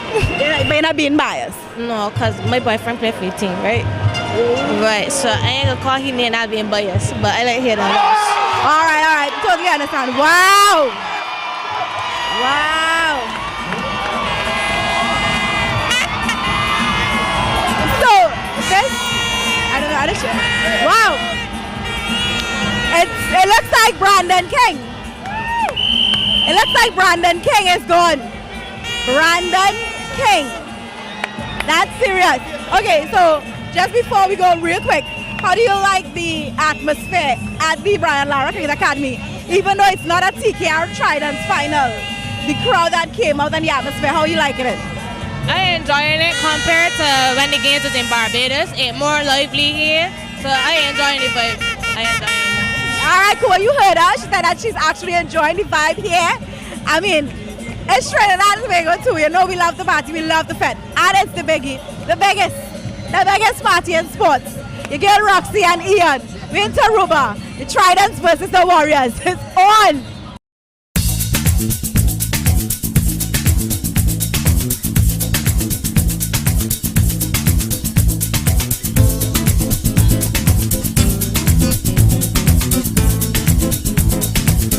Yes, it's all about CPL, it's all about two miserable journalists. I'm here with my boy, Chris. He has a name like Chris Gale, but this is not Chris Gale. Now, who you backing tonight? Boy, made the better side win because I don't know tired, you know. I just supporting cricket, you know. With me, you know. Good cricket. Are you happy with what you have seen this year in the CPL? Yeah, happy, but I find the feeling kind of dropped the standard of the feeling. The catching was well poor this year. But other than that, good cricket. Now here at the final, no TKR, no Night Riders, but the crowd. Are you happy that the crowd is still a sizable crowd? Yeah, you know, Tunisia with the support the whole region. We just embrace everybody. Love right through the whole years. Exactly, and that is what CPL is all about. The biggest party in sport, cricket played louder. It's love here at the Brian Lara Academy, TKR and Tridents for the trophy. Okay guys, so I found me some co-workers of mine from Jam Radio on my right. Yes. But I'm just, and for those who did not see it, I'm helping them. It's Jam Radio 5, but they're also co-workers of mine. So I'm really excited. They're here in Taruba Lyman. It's the finals. We work into it, but it's still the biggest party. So, in sports. It's the biggest party. Look at you. Look at you. This is Richard. For those who know, Richard says he's working really hard. So Richard, what have you done so far? Well, first of all, I'm speaking in the mic now. And that's a very difficult thing. Not many people can do that, by the way. And I'm going to go into my deeper voice now because I'm on the air. So how are you going? And to my left, we have Raul. I can't even roll my R like that. Raul. All right, fair enough. So I can't help myself. Okay, so are you enjoying the atmosphere? I mean, just thinking about it, TKR is not in the finals, of course, but the Tridents and the Warriors brought out the fans. Yeah, I think we were pretty surprised by the number of fans that came out. We're really happy about it as well. It speaks well for the CPL. And for those of us who traveled a bit, like Richard did the St. Lucia games and the St. Kitts games. I did the Guyana games, the Jamaica games, and back to Trinidad. So we worked very hard. So tell me about the experience traveling, I mean, compared to being at home. I got toured in St. Kitts, by the way. I got toured in the stadium. They didn't know who you were? A policeman asked me to park. They said, park here. And then they told me. So they told you or the car? The way it sounded, it's like they took him with the car. And they gave me a ticket also. You paid it? Well, I had one of our guys up there pay it. You know, I didn't have any cash. So. What are you looking forward to for the rest of the finals? Basically, what I'm saying, in looking at the game so far and the competition is taking place before us, what do you think the end result could be? Well, I am thinking Tridents because I think they're on a roll. They're on a roll since they started winning, and then I'm also rooting for Phil Simmons because you know he is. Yeah, and he's shortlisted to be the West Indies coach. So you know, and he's a trainee. And you, what do you think the final should be? I think I'm going to go with the Warriors, you know. Coming from the Ghana games, seeing these guys run through the entire tournament undefeated, I think if anybody is on a roll, Ghana Warriors are on a roll. Okay, so just one last question for the both of you. The 7th edition of the CPL Hero CPL has ended. Basically, after tonight, it's over. What do you think, after watching it year after year after year, do you think is the most consistent thing that takes place when the CPL comes around? It can be in any avenue, but what is the most consistent thing you've noticed with the CPL? The fans are crazy. Crazy fans. Lots of alcohol. Can I say that? Yeah, lots of alcohol. Mm-hmm. It's a party. No, not as yet, but I love to have an alcohol. If they were on, we would plug them right now, but they're not on. That's what it is. Right. Big so party. You like the party, but what is it about you, the consistency that CPL carries, and I mean the all-round production of it? What is the one thing you look forward to? Mentioning all-round production, I mean, I think that the CPL team consistently does a really good job. You know, shout out to Dana, shout out to Lizelle, I mean, Chris, Peter, the entire crew, Jamie, everybody. I mean, they do a fantastic job.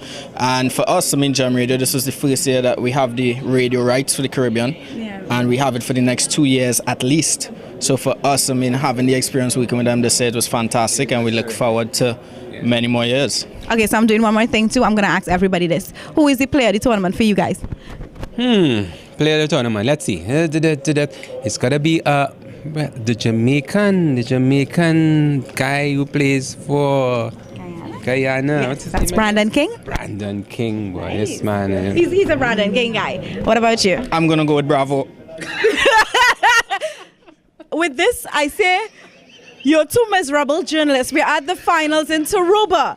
It's the Tridents versus the Ghana Amazon Warriors. We'll be back with more.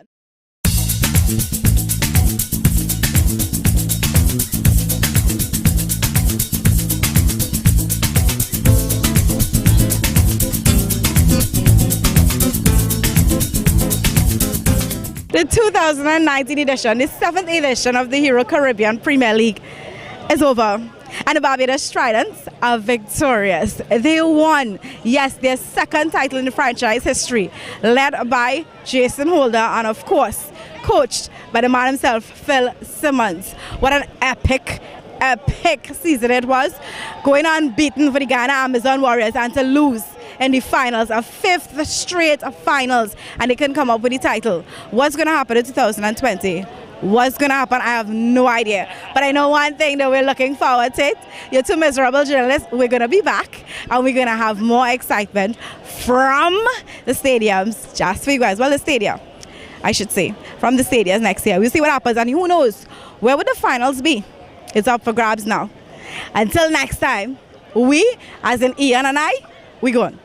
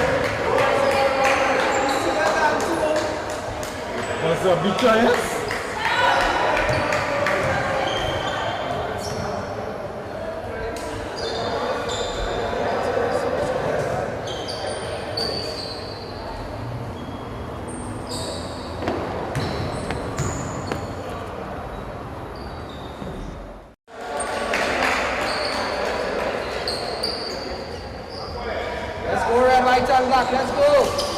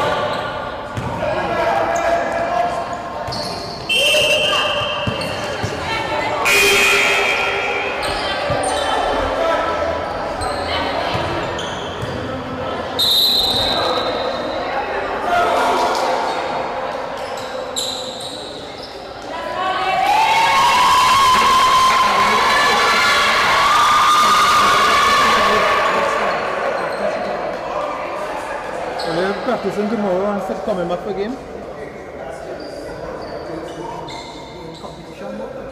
True. Yeah.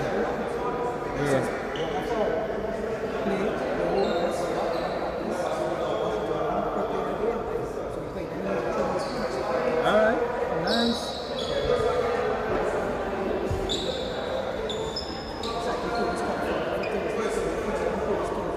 So who playing tomorrow?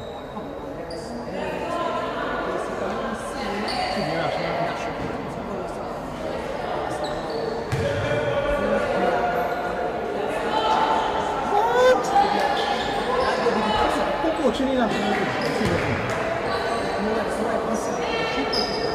She probably got it in. Yeah. So not really the national team, but players from the national team.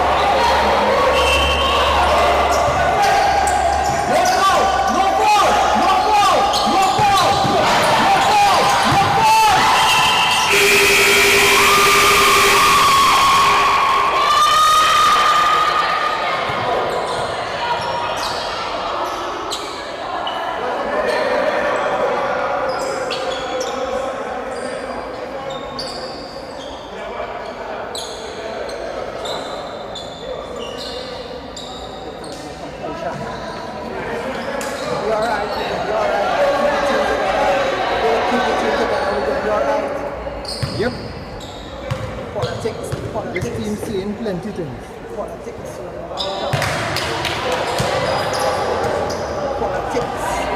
friends and favors will mash it up.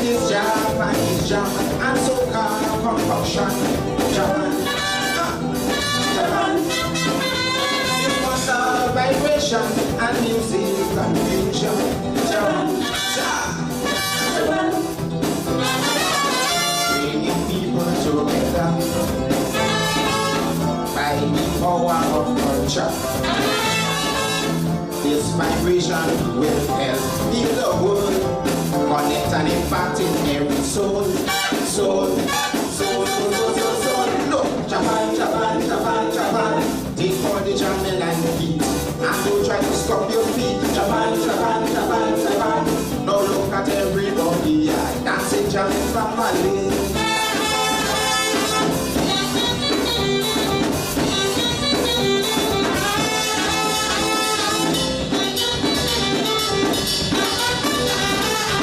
jam is vital, it feeling so special. Japan, Japan. No need bacchanal, something feels spiritual. Japan, Japan. Must be Jah who inspired this. His rhythmic vibe you can't resist. And if you try to avoid this and run, look, the rhythm alone will love you. Jump, jump, jump, jump, jump, jump, jump. Hey, Japan, Japan, Japan, Japan. Take over the jumping and heat. And don't try to stop your feet. Japan, Japan, Japan, Japan. Now look at everybody and dancing Japan family.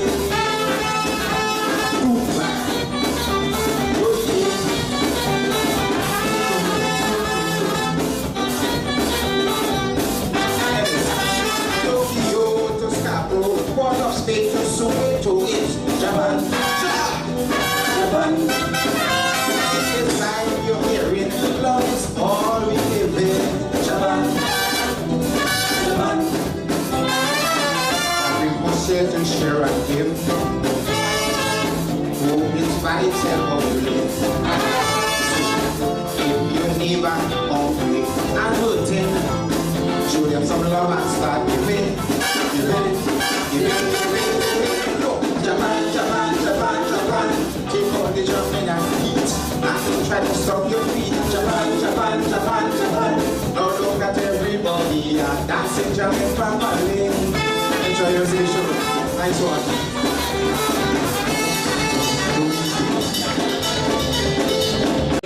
Contenders, 68 birthday. Put your hands together. Whole night I'll be bothering you for coming.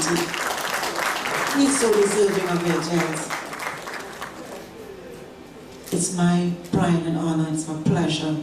This lady has been batting for a number of years. She's a cast member based at the Calypso Review 10, so put your hands together for that, yes. And for 2019, she really did it at Queen's Hall in St. Anne's. I was the MC in that National Calypso Queen competition hosted by the National Women's Action Committee. And a very pleasant good evening to Brother Mbao, former minister in the Ministry of National Security, his beautiful companion, the National Action Cultural Committee. Yes, I could show off in one four-time queen from Denmark, yes. They couldn't beat me when I was there, right? So I just gave it up and I said, well, take it, and, you know? Yes, but for 2019, this lady did us proud. She is the reigning National Calypso Queen of the Republic of Trinidad and Tobago. And she's been flying the cultural flag of TNT across the Caribbean, United States and the world. This evening, she's going to give you two selections. The first, the wrong name, is it? Yes. And the second, how to keep your man.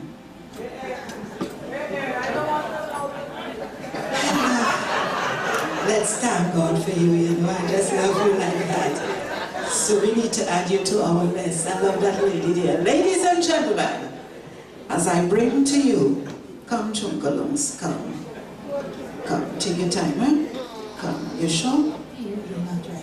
You pain the arthritis? Yes. Osteoporosis or arthritis? Arthritis. Yes. Good evening, everybody. Yes. Happy birthday. Ladies and gentlemen, put your hands together for the lady we know as Sexy Susie. Well, you have to help me sing, right? Well, when I say welfare, I will tell you what to sing, right?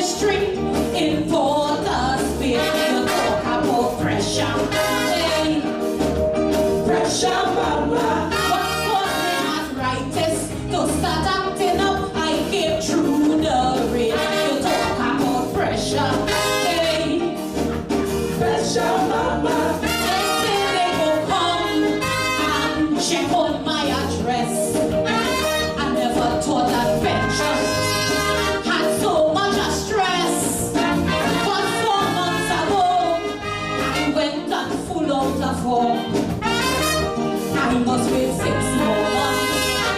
That is the norm. Well, I make a mistake and open my mouth. I had to beg security not to put me out the social welfare. They don't treat old people well. They should call them helpless. I feel somebody can't spell. They're giving me pressure. I don't know why.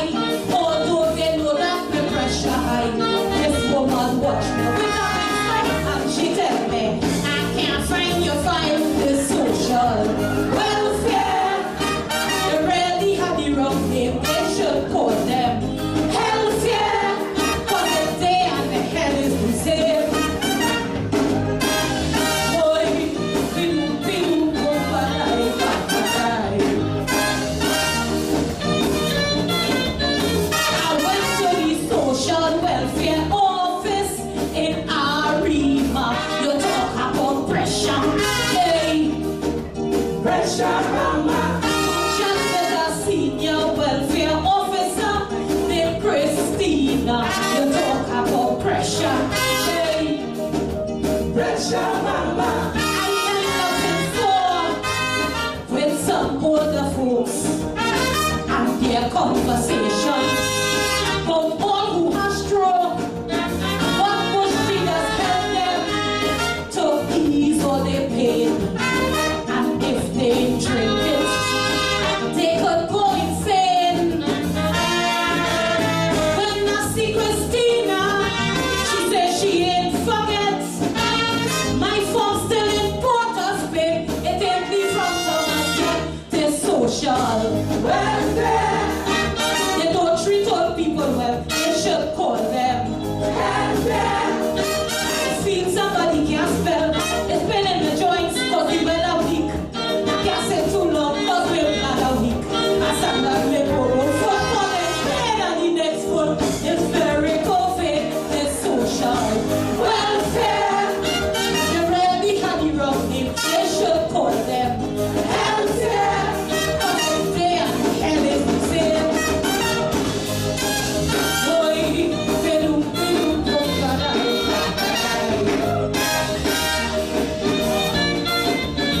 I went to the social welfare office up in Brandy. You talk about pressure, hey, pressure, mama. Told them my own chair that I travel with would come in handy. You talk about pressure, hey, pressure, mama. As soon as I enter, I meet a crowded room. 10 old folks in style and palm, like kiss their perfume. I can't allow you to bring in that chair. This is a corridor.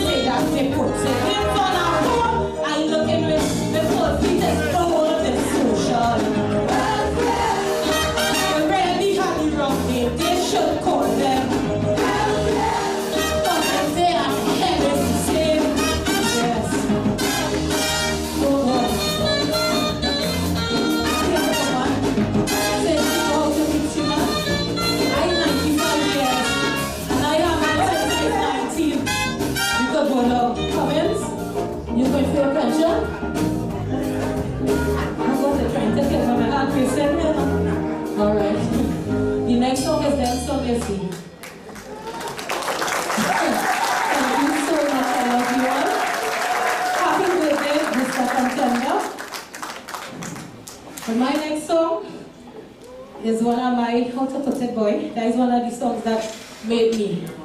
It was composed by the mighty Bomber, who's the person that I am today.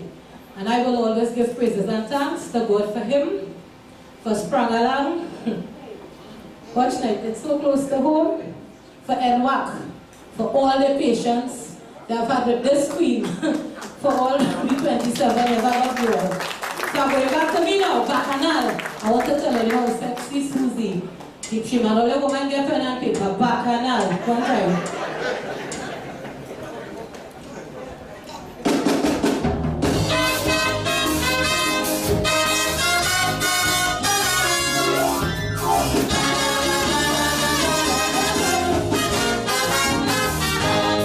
Every woman should have a plan. Do what they can, how to keep them man. All them fellas who like to roam, Susie know the way how to keep them home.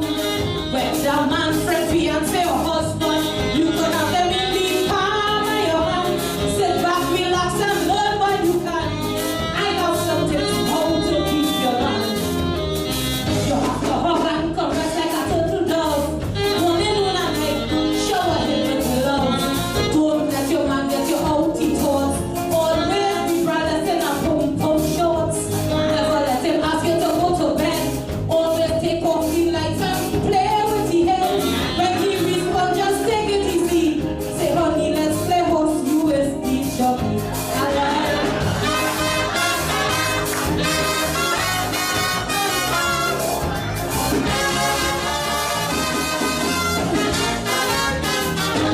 Find some games to play with your man. To keep him mind off other woman. Play volleyball, cricket or soccer. Monopoly or snake and ladder. Go by the beach or in the river.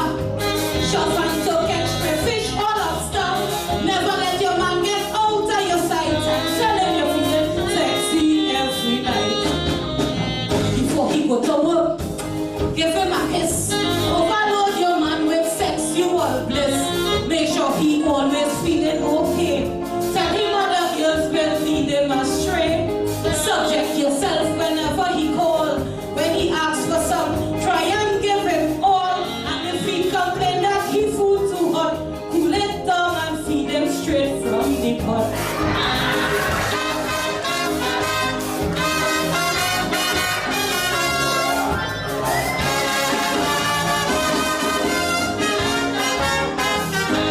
Tell your man that he is the best.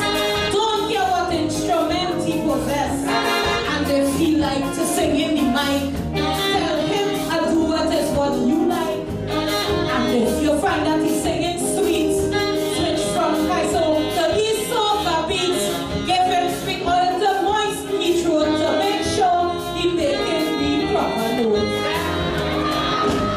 If he like pets, you must tell him flat. Before you leave home, always feed the cat. And if he show the cat belly full, open the kennel and feed the pit bull. Let him tell you where he has to go. In every detail you would like to know. Always tell him that you're going to. And when you come in, make sure he come in with a love for you. Thank you so much.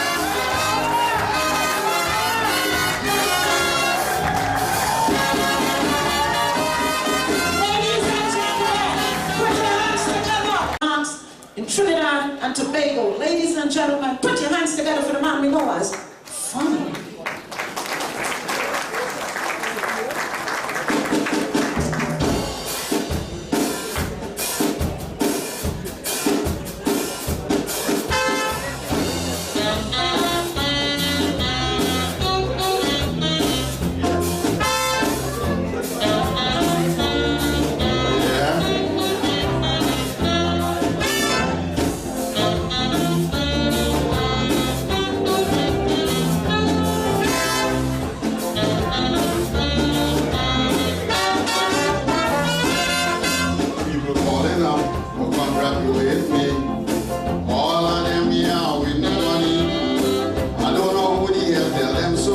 But the talks that is brand funny with the love to tell this woman she don't know if it's true.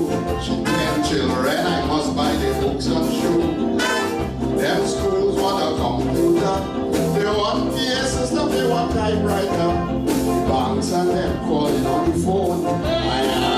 no borrow, but I prove me alone. Insurance is an example. Just look at your money, they'll insure your dog. You ain't here. Money is a millionaire. Oh, you don't know. Money when they don't talk. She said them say, she hear them hear. She know them know. Money when they don't talk.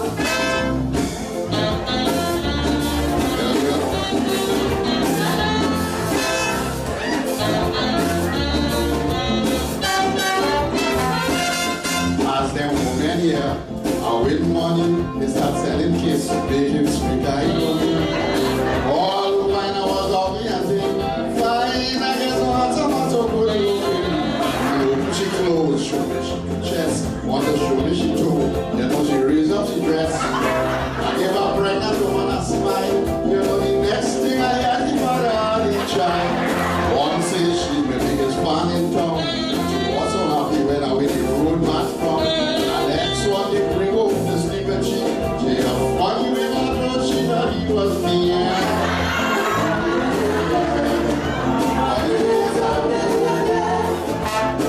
Oh, you don't know. Funny when they don't talk. See them say, they say, yeah, them yeah. She know them know. They know. Funny when they don't talk.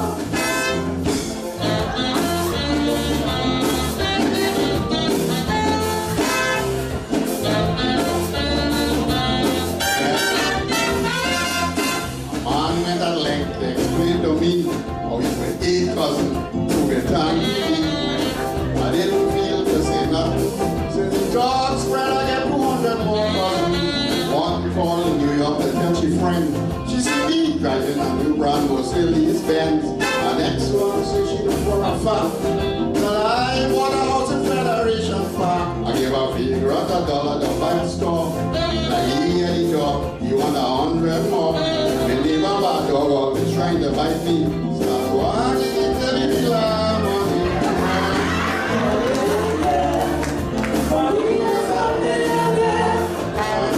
Oh, you don't know. Money when they don't talk. She say them say. They say. She hear them hear. They hear. She know them know. They know. Money when they don't talk.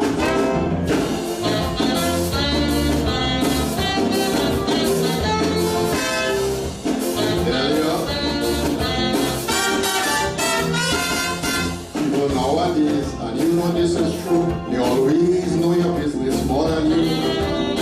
I get a phone call for real. He say, man, you love 20, know I will never know. They say, my wife and my daughter on the shop up north. None of them even have a passport. A whole time back on the dummy street center say, VIP, I must buy you for speed. A sexy chick pass and shakes your head. She call me honey, and she call me dear. When you feel you have money, what body can do? You know the sexy chick is a woman.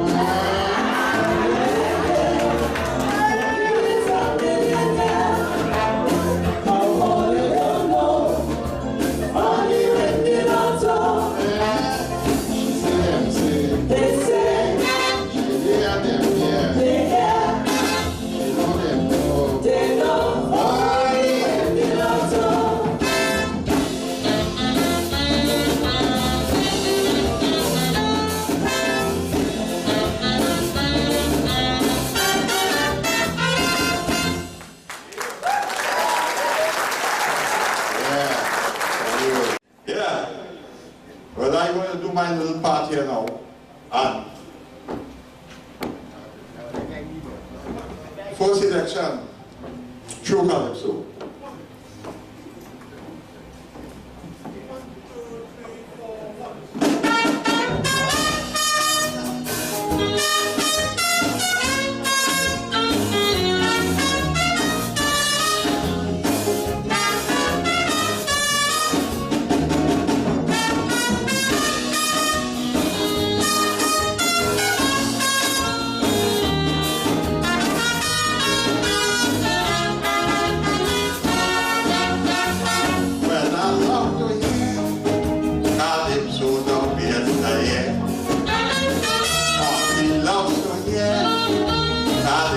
come here today. Somehow, when compared to now, I find it just blow my mind. Walks by kitchen and spoiler, I will always adore. That is why I recommend we play them some more. Love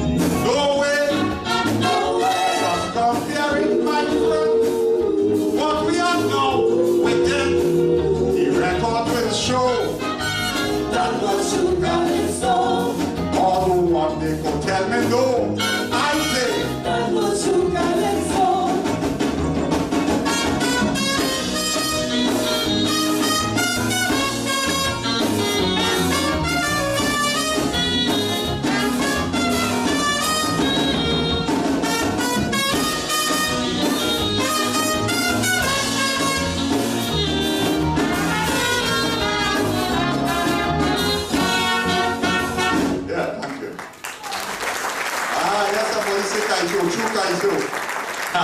I mean, I've seen a number of people there, but as they say true Kaiso, I see, and I want to acknowledge the man who puts all that beautiful music behind my career. So judges could pick me, they couldn't pick me, that's the business.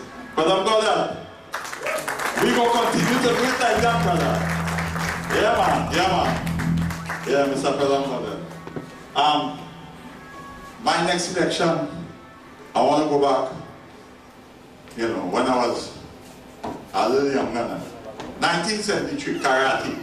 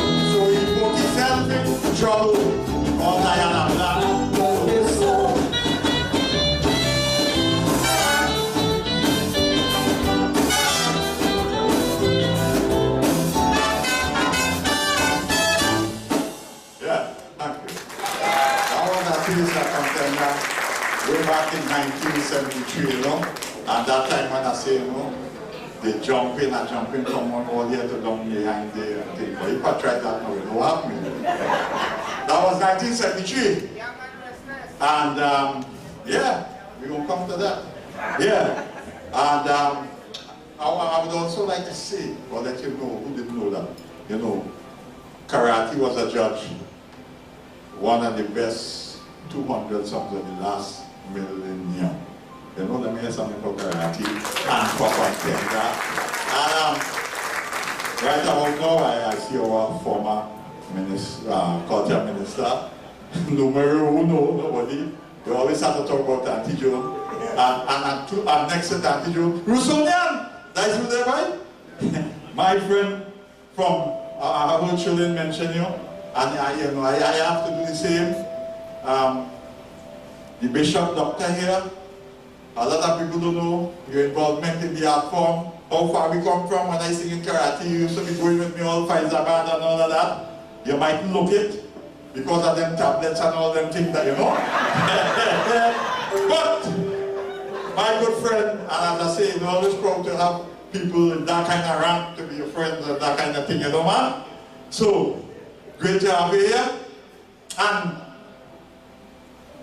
I will make sure that maybe at some point in time, you grace the stage and say a little something to the people, you know, after so much years. And you will say a little something. I mean, you can't sing a kaiso, you know, but all right. Glenn John, Pastor Dr. John. Hear what? There was a time when the place used to be like a ghost town. Do you remember that? On a 12 o'clock. That kind of ghost town finish, nobody in the road and all that thing. Here I was responsible for that. There we go. Something called, and you used to hear something, boom, boom, boom, boom. Do you remember that one? Yeah.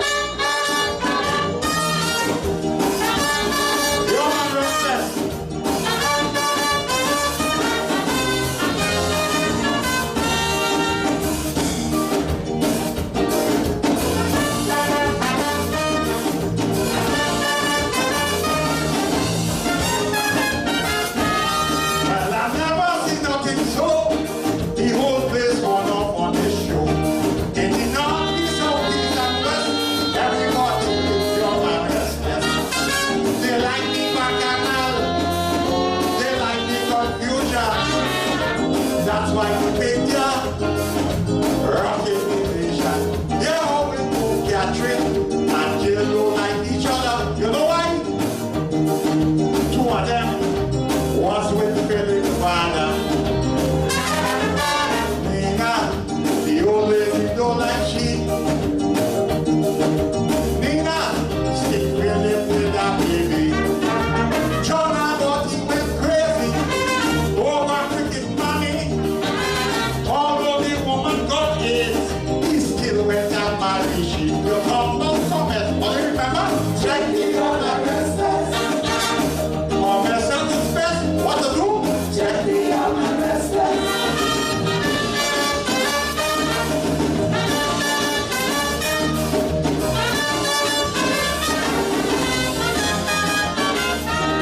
Every day I do precisely old and young in front of the TV. When we leave the second row, some people carry TV no more. Don't watch the bacchanal, don't watch the confusion. I tell you the picture is a sensation. Yeah, how we go, Bradley, when he and Tracy divorced, you remember? But he wanted to get she back at all costs. But Tracy wanted to marry Tim. Brad said, no way, you cannot leave me for him. Lisa getting on red back. She says she wants back breath. She cannot do without him. It's the first man she ever had. You want more? Check the young and restless. Check the young and restless. Yeah, boy. I go home and I come home, people want to hear the new parts of Young and Restless, you know? And somebody, I always have to say, somebody who was instrumental in me keeping that thing going so. I am Mr. Steinmore saying something. My deceased wife, last Wednesday was about 15 years that she passed, but, you know, I used to really appreciate that input and having me keep on top of my game. All right? My next selection is something that we can't do without it. We like to do it, we like to set up people. The name of this one is Set Up.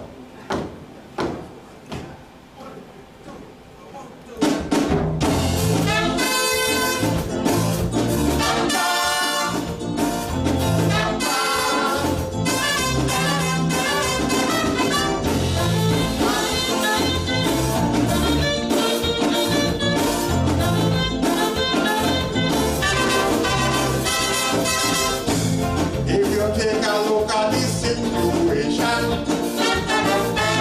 I would like to know what is your conclusion. Or if you sit back and slow, you see there is no.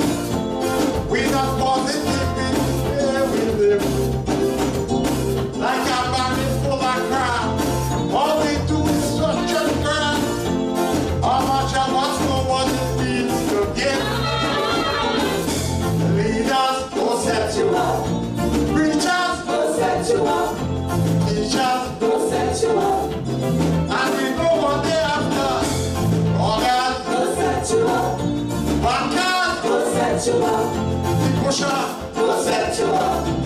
For the sake of $1, what they all behind? M-O-N-E-Y, why they blow your mind? M-O-N-E-Y, what's the bottom line? M-O-N-E-Y, why?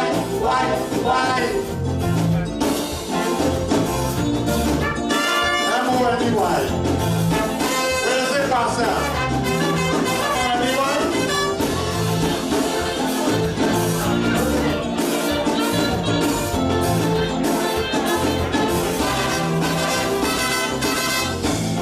Roadside grave that told the shot.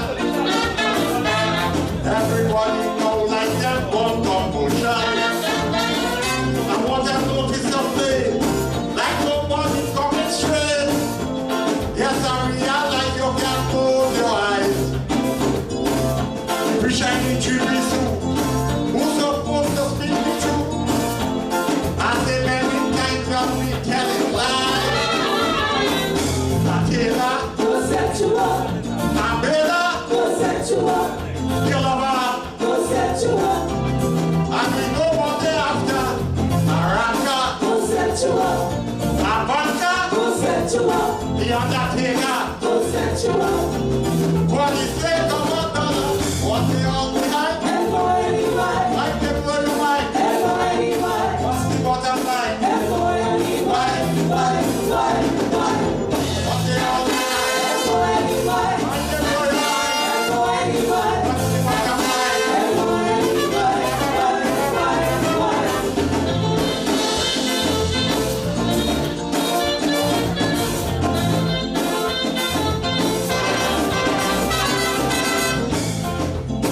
Sitting in foundation office, planning scholars say they do in business. Fellas of a certain ilk, morning babies milk, just to set it up so the price can drop. And those who command the ship are only within the end. So you show me how corruption will stop. Advisors, go set you up. Reporters, go set you up. Takers, go set you up. And we know what they after. Financiers, go set you up. Stockbrokers, go set you up. Your own lover, go set you up. For the sake of $1, what they all behind? M-O-N-E-Y. Why they blow your mind? M-O-N-E-Y. What's the bottom line? M-O-N-E-Y. Why? Yeah.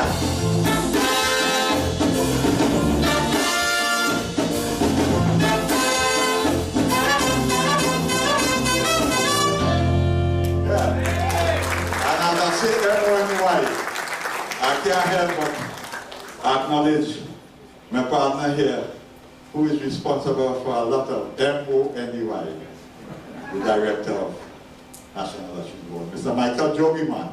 Nice to have you here, Mike. When you have people like you supporting the album, I feel good. They can say how much can you say there, they can say how much of that they want. I'm just seeing a number of other people, you know, but I'm seeing Mr. Adolfo Daniel, you know, from so long back, and you know. Hear what? All right, comment you are number one. I see Mr. Joseph Adams, my manager Tuku there, up front. Yeah, we talking about money, and I don't talk about money, but it has something we care about, you know. It has something we care about.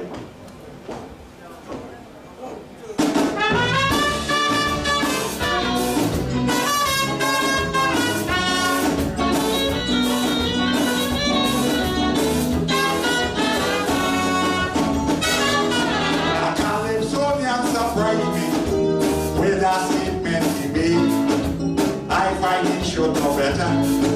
He made a mistake. Friends, he was comparing the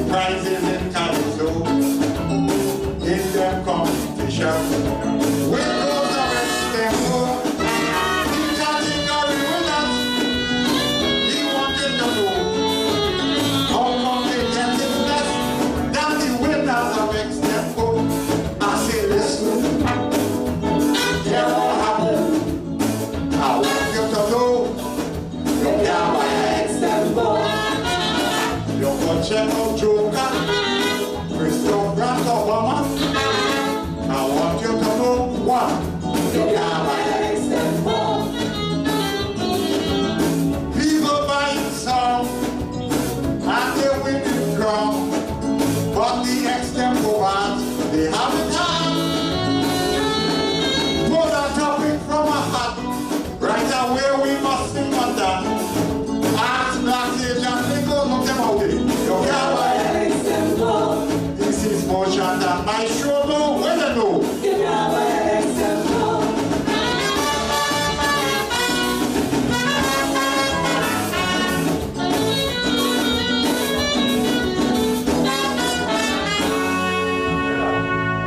We can't buy an example, right? Okay? You can buy what you want, you can buy people, but you want. And you know why I do that, eh? Shortly after intermission, we have Blackstage, and we have Brian London, the current example monarch. We have Blackstage, you remember he had Blackstage in the Savannah, Carnival Thursday night, right? And we have Myron B who did the show. And you have Lingo, and then you have yours truly. So we will come and show you why you care like that, right? So I mean, that will take care of itself. All right, so this selection here, I mean, the time going on, show going nice, everything going nice. My final selection here, I will be describing Calypsos and Calypsonians. And I want to see how much you know about Calypsos and Calypsonians. So I want you to join me as I hold the gift here now. And if you know the answer when I describe the Calypsonian, shout it out. If you don't know the answer, shout it out. There we go, Calypso quiz.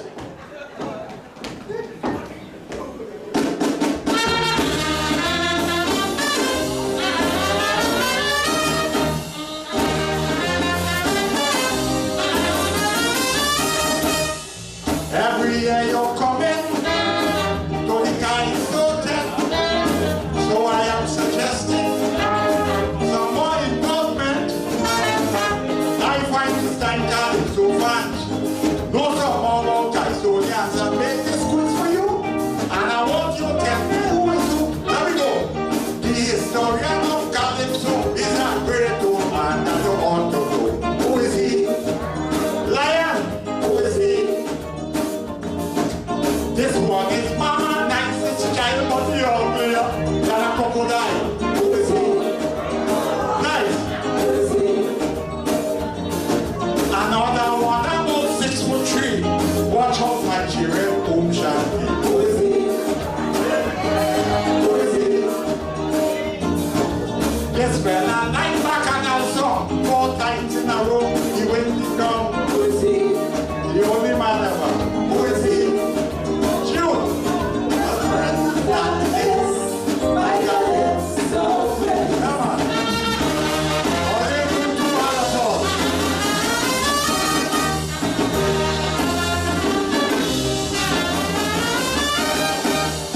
I want everybody to get involved. This is a simple quiz. I'm going to solve. Listen to my descriptions.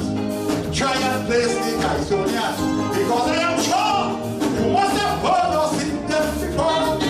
The heavyweight champ of Calypso was a big fan from that man. Who is he? Power. Who is he?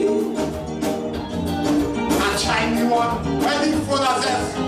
These days like the day caress. Who is he? Who is he? The Calypso queen from Tobago. Fire, fire, fire for soul. She wants a young boy. This fella, don't be satisfied, but let him tell you, true hard to find. Who is he? Girlfriend, that is violent, so bad. All they're doing bad at all.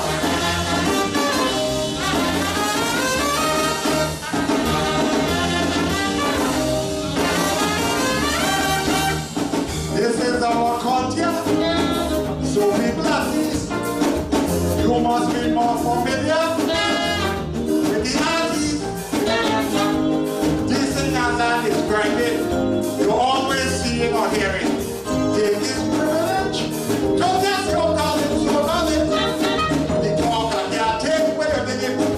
Caribbean man run something. Who is he?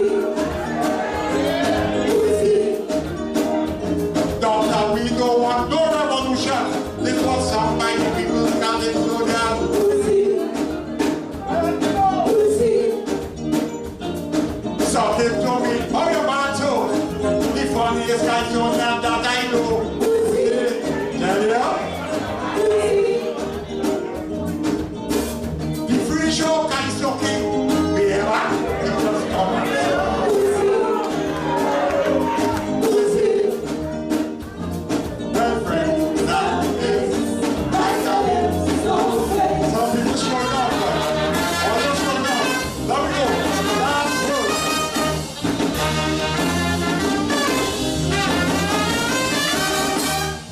Well, I am approaching the end of my song. Hope you get the message. As I went along, I just say go like Francis Sinatra, Buju Banton Orica. But you must also know some about talent. The undisputed roadman champion specializes in making tunes for the pan. Who is he? Who is he? They say crazy, they say dread, but they say it's the best man.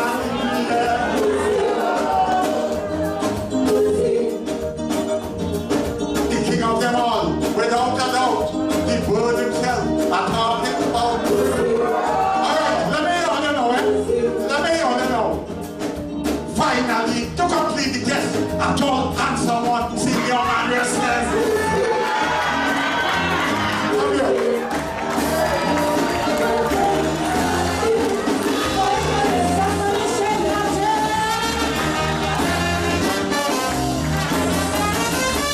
The other day in the savannah, they paid 2,000 to hear a man from Jamaica.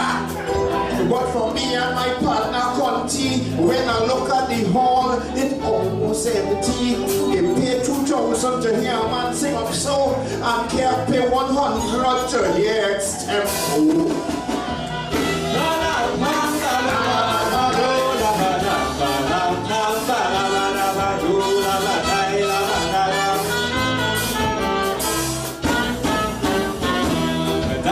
Cult you're hearing this nation. That is why the country love of Buju Banton.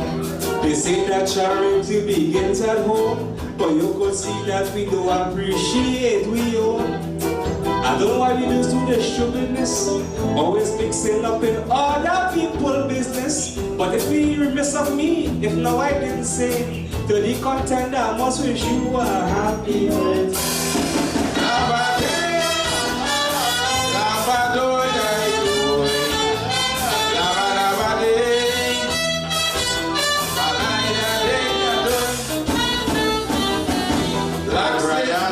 What it is you tell me? Right now, boy, I feeling real angry. What you say, my friend, it is true. They spend so much money to see Buju. But I'm telling you, contender, listen to that. I hope you take this tip in your hat. If you want the show to come out legit, next time to come on stage, just hire Gary Griffin.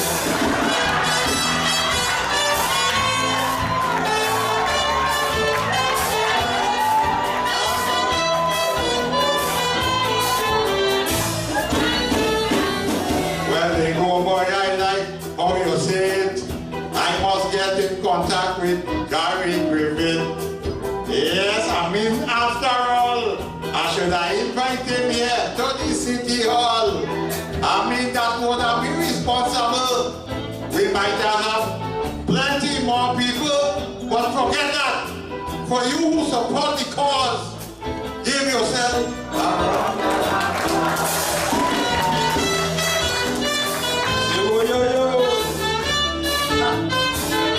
Good evening, everybody! Good evening, everybody! Well, I already know what they getting on so far. Like they know all they come here to see war. Let me start the thing right now, as you can see, with these four foolish men right behind me. This one on this side here, watch him partner with the little piece Mr. Blakey growing up to be a zessa. And it is very clear, you must understand. That's it. Ladies has only used all your old man.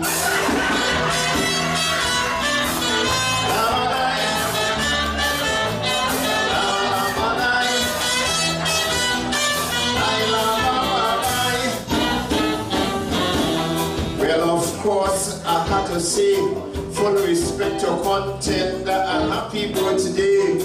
You know, the fella is 68, and when he's 68, he's feeling great. 68, you will understand that is contender's favorite position. So when he go home, he is getting some. The lady will do him, and he will owe she one.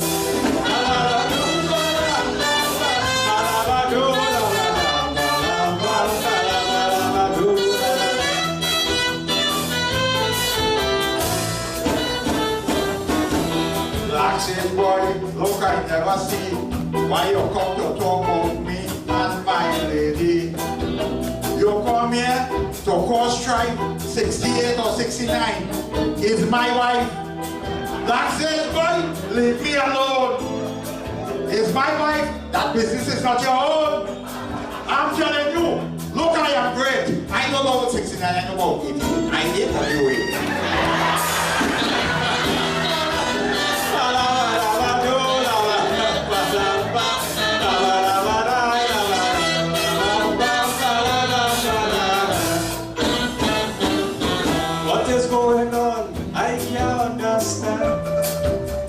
What is the position? Right now, Brian London are getting horrors with the fellas only talking about the set of numbers. Boy, me I played fast. Understand that me I ain't no max class. Right now, look how run to run. They say at the age here have no more bullets in the gun.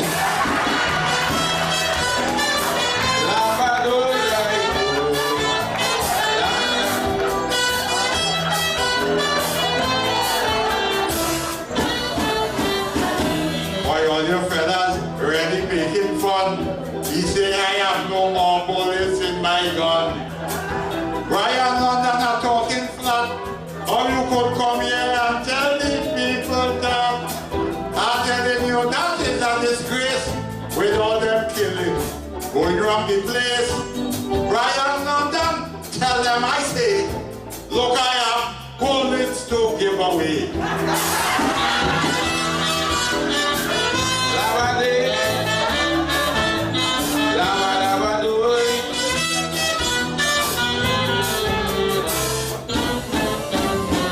Well, I go tell all you know I feeling so happy to celebrate contender birthday party.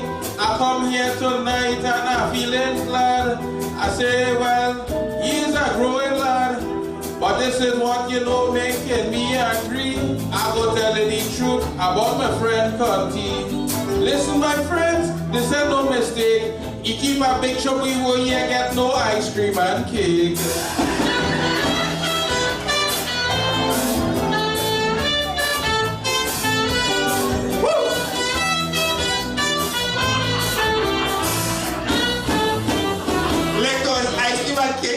But we all can see they eat a little bit too much already. Everyone here know that contender does treat the people good so. But in the back, all they didn't know, Lingo was sitting down there for the entire show. He eat up all the cake and ice cream and you very sure he bold-faced, he come on stage asking for more.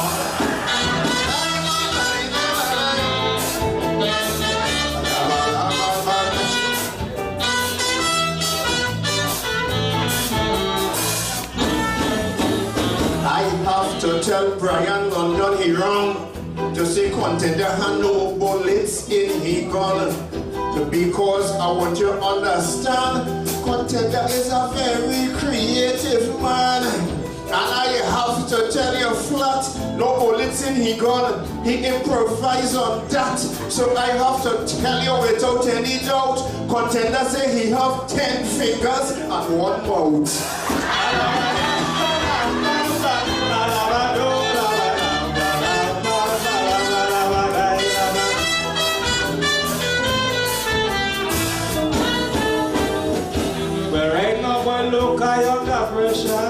contender was now going to answer.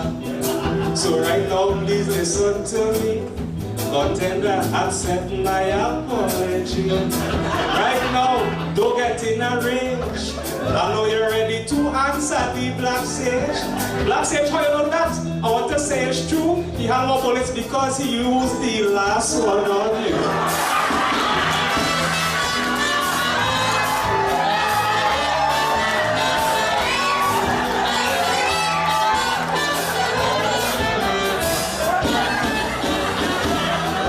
Boy, me and you is pal. You see how we all end up in Bacchanal. Yes, me and you is friend. You shouldn't be attacking me so now and then. As the audience could see, Brian answer you for me. And look, me are making fun. I could have also asked comments. He is number one.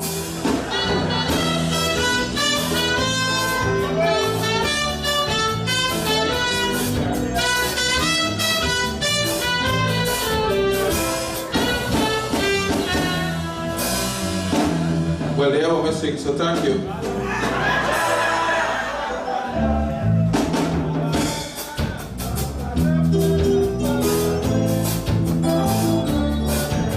See the old man doing?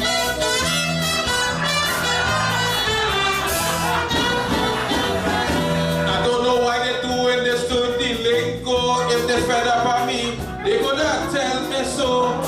Before I could sing and stop, just so the band come and interrupt. I start, you know, I was getting harassed. I had to complain to Cummins and the Wailers. I's a husband, I must carry on. But I singing and you know they refuse to give me a horn. Lingo, I will tell you why we treat you so.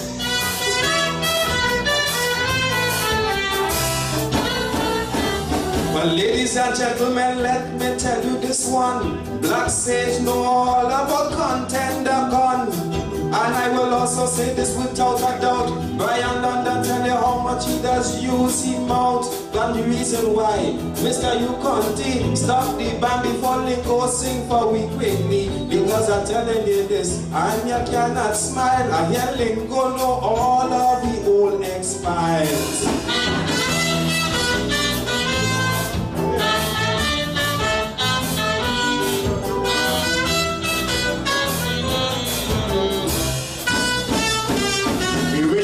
Still longer with the X-Tempo, but as you know, we all have to go. Well, right now, thank you for coming. Right now, we have to say to you a good evening. So I'm saying, I want all you know, I hope all you come and enjoy the rest of the show. And I'm telling you, all that we know, we all have to go to home tomorrow. He's only small in stature. But we call the man the big fish. He's a big fish. Somebody say big fish. Former Calypso monarch extraordinaire. Man who doesn't mince words. He means what he says and he says what he means. And that's just it. And we take it. We don't leave it, we take it. I've known this gentleman, and I refer to him as Uncle Crooks. Ladies and gentlemen, there's few like him in the business. Known to many as Mr. Weston Rollins. Put your hands together for Calypso monarch, lyricist, composer, producer, you name it in the business, Calypso activist. Put your hands together for the man we call the mighty Richard Crook.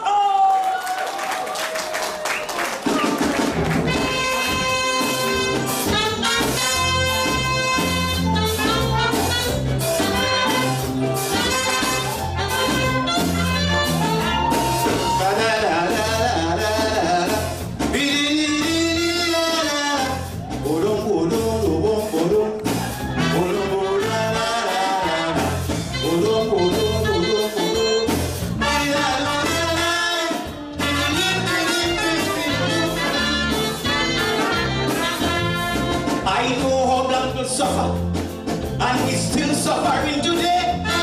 Let me tell you about the incident with me and the man on the highway. Racism is high in the country. It is wrong, but it's also sad. But we ain't taking no kind of racial talk from nobody in Trinidad. Don't call me a stupid nigga. You raise my pressure. Don't call me no stupid nigga. You arouse my anger. He called me a stupid nigga. And then he drive off fast. I wait him in the traffic.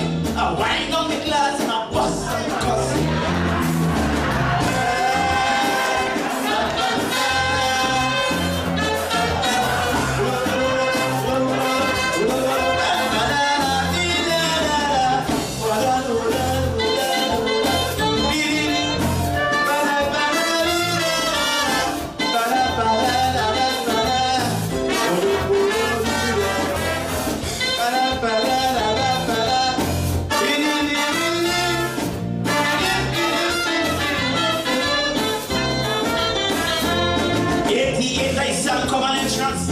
Just like they attack Crow. Soon as Kamala get a little chance, she called Rowdy and Oreo. Up till now there's no apology, not from she or anybody. So tell them wait and see if they'll get an apology from me. You call me stupid nigga. You raise my pressure. You call me stupid nigga. You rouse my anger. Don't call me stupid nigga, and then drive off fast. So I lower the glass, and I wind on the glass, and I bust and cuss.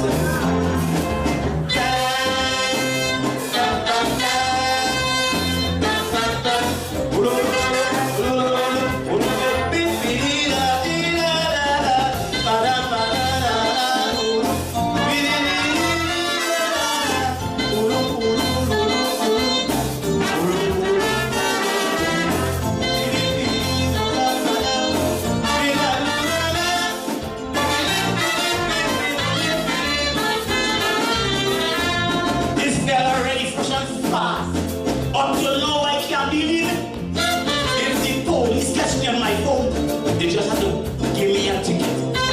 I can talk on my phone any day. If I get caught, I have to pay. So for no one, if you see me on the phone and you're a policeman, leave this fucking calypso with that. Don't call me no stupid nigga. You raise my pressure. Don't call me no stupid nigga. You're out my hand. He called me a stupid nigga. Then he drive fast.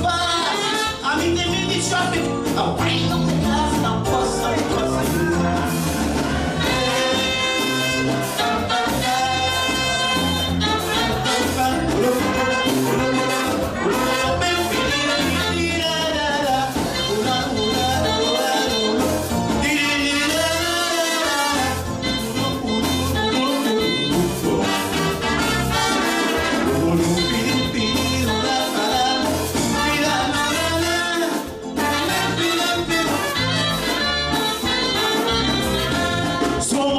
Singing guys, or you know Crocodile no peace. But I never ever tell all you I was born in and I'm a priest. And they say you get it from all your mother. It's the whole nation panicus. So I had a rat and tail making a fuss when the things they're doing is worse. Look at me, stupid nigga. You raise my pressure. Don't call me no stupid nigga. You arouse my anger. He called me a stupid nigga, and then he drive up fast. I mean, I'm in the traffic. I wind up the glass and I bust and cuss.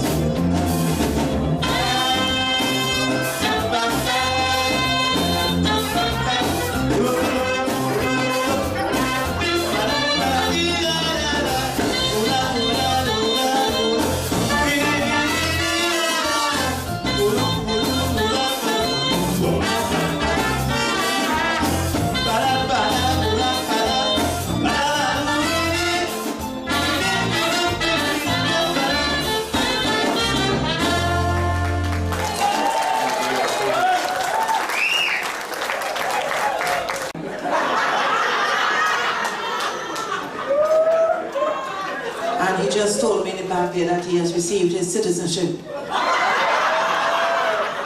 It's permanent right now. Ladies and gentlemen, known to many as Mr. Edwin Ayong. It's our pleasure to introduce to you the only man I would refer to as Uncle Crazy. Put your hands together for the man, the craziest man I know. Yes, happy birthday to Mark John, the contender. Thanks a lot, Shulin. Happy birthday, and everybody here, my people. We are going to sing classic Kaiso, like what the Russo. This is the Russo. So only will answer the chorus. We're going to pay a little tribute to Calypsonians, a Calypsonian who died. He sang one of the greatest Calypsos ever. And I love this Calypso so much, I say I must give all the other tune. Let's go! Chorus, you sing the chorus.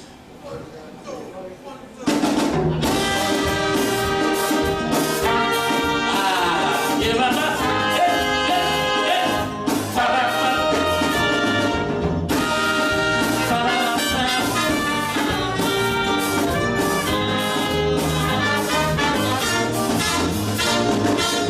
Within every system, there are rules and laws, and those who enforce them, obviously because just like the hierarchy in God for this.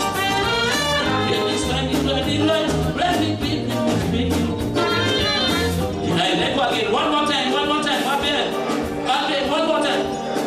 Yes, well, I love this song so much, I don't know. Let go. Within every system. One more time. Hey! Yes, man. Yeah. All right, let's go. Classic guys, no. Yes, can you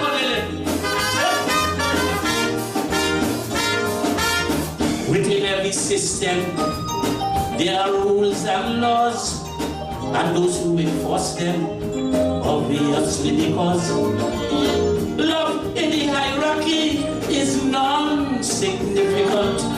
So we find it necessary and highly important to guard our civil rights and surround this world with a few bewildered knights who have full control. But if it is we fear to trust them, guardians be to protect us. Question for the lads. The armies, navies, and the air forces, the KGB and the petty forces, CIA and Scotland Yard. The chief of security must be in a quandary. This question is the hardest of hearts. King Austin, man, from Lamantil, composer whisper joke the beans.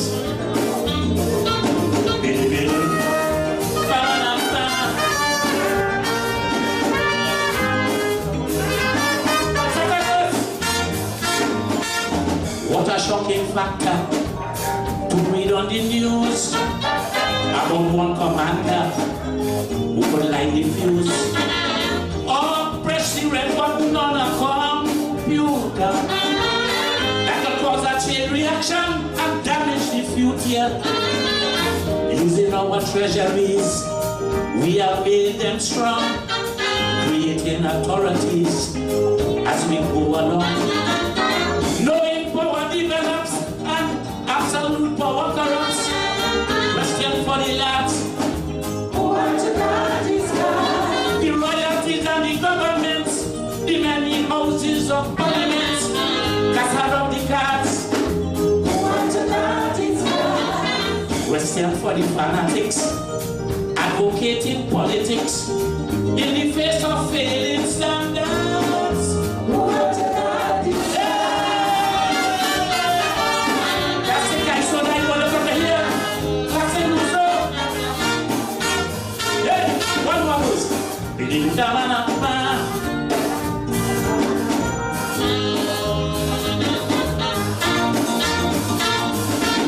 Guardians of the cities, guardians of the air, guardians over land and seas, guardians everywhere. Just like the steady beat of a metronome, we have become quite obsessed with the militant syndrome. To attain dependencies, we have conjured up a set of ascendancies reaching at the top. If it is this whole charade, depend upon rank and grade. Let's stand for the bats. Who want to guard his God? Administrators of state defense, demand the heads of intelligence. Yes, people on large color hats. Who want to guard his God? Shall it be the gorillas, or the religious ministers, or the professors from Harvard? Who want to guard his God? That's the question. Hey! Yes, man, what's remember these songs? Everybody say I so like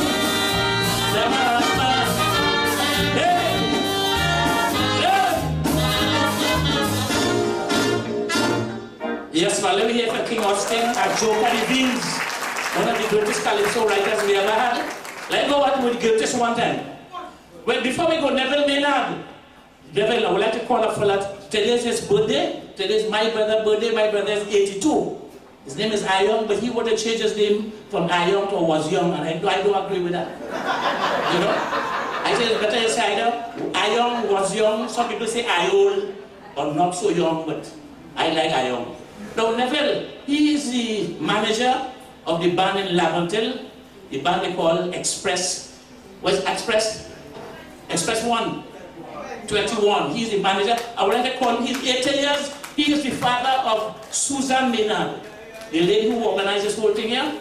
I would like you to come and sing a verse in this classic calypso, the greatest calypso ever written.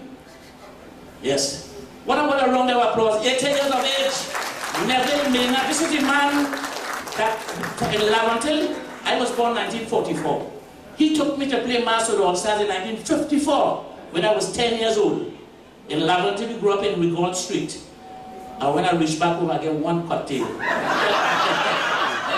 He didn't tell his mother anything. So after playing Mass, and he had a good sailor Mass, and he got home, well, it was a next kind of music that he danced to. All right, let me do a song in his favorite calypso. Let's do a here. Let go.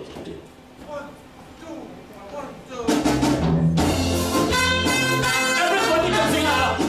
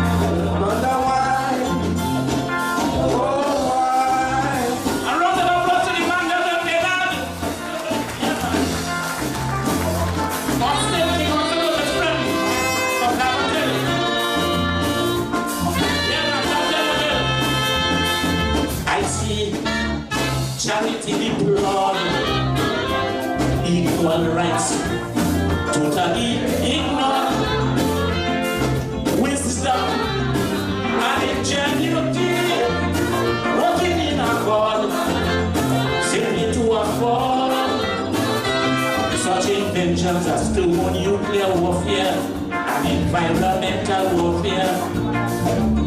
And I wonder now, let me wonder.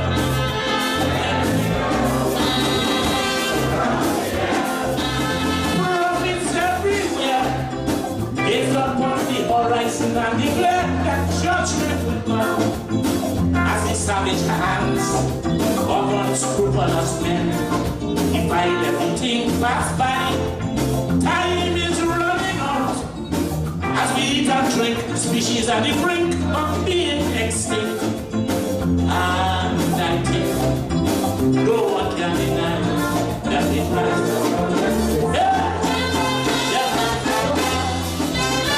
One of us, on the singers version, we sing one more song to go home. Let go.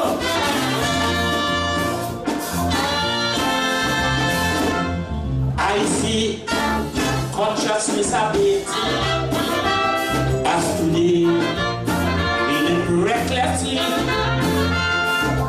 Money make egos inflate and thereby create a turbulent state.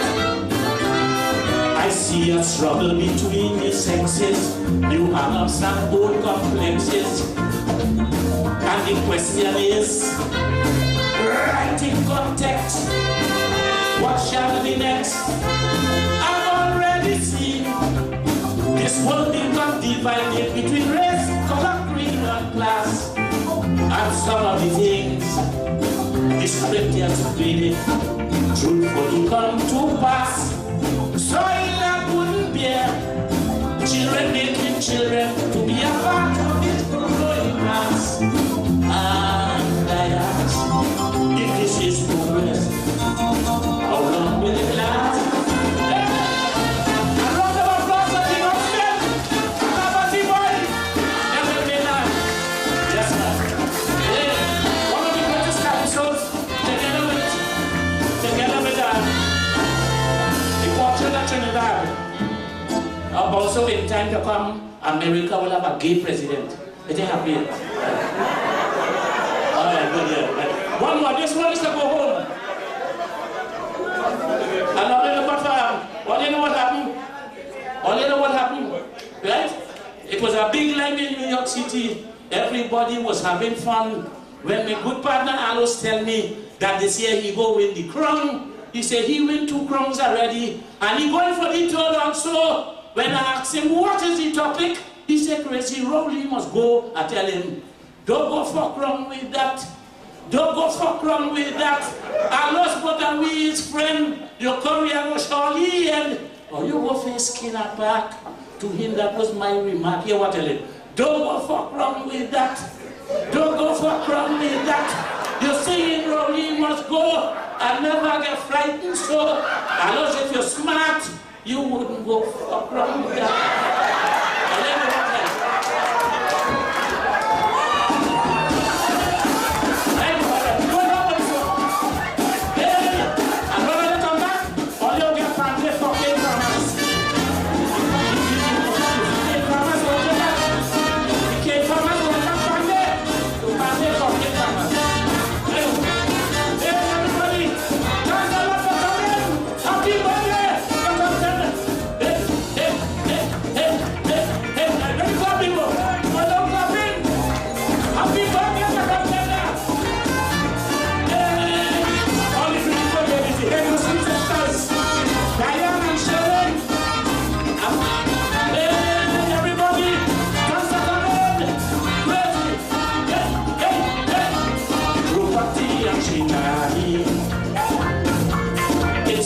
That's that city. Advantage in the village. I so can't dance around. Are you sing with me, brother?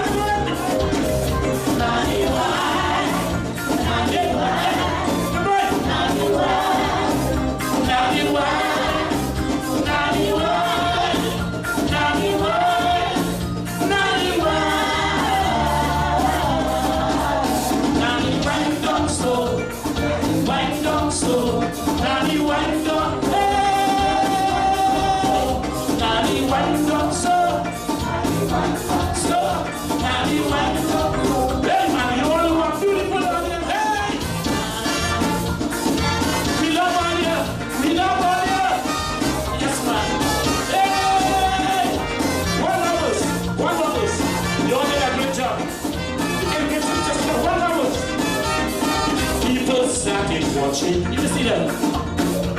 You wait. was whining, exposed it culturally, sweet musical harmony.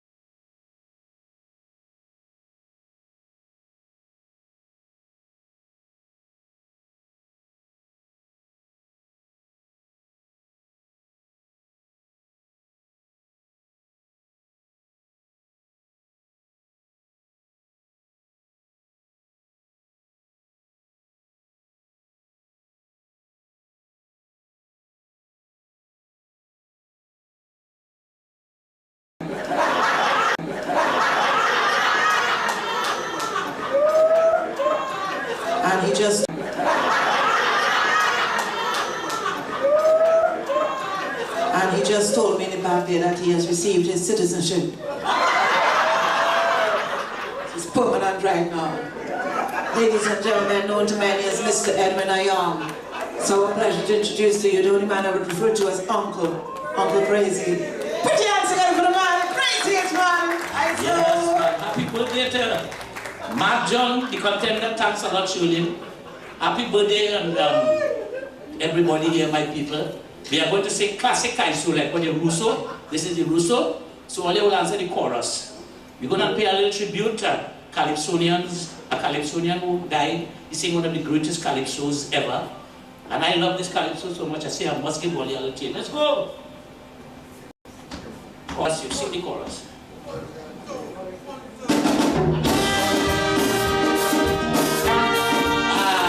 You remember?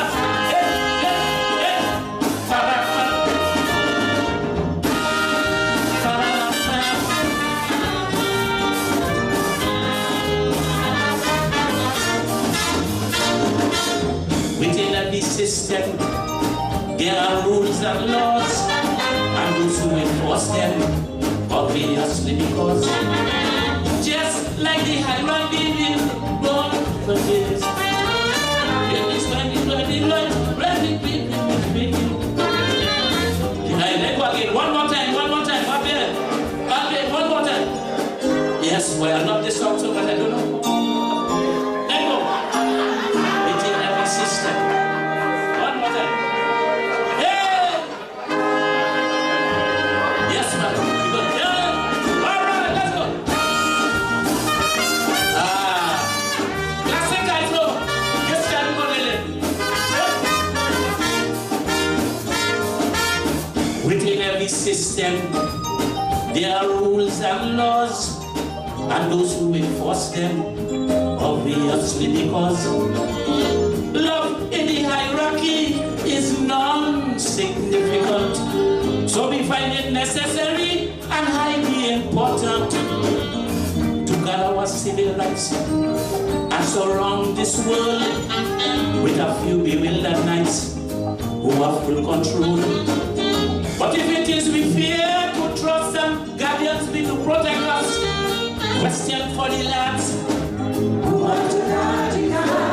The armies, navies, and the air forces, the KGB and the petty forces, CIA and Scotland Yard. The chief of security must be in a quandary. This question is the hardest of hearts. King Austin, man, from now until composer whisper joke many means.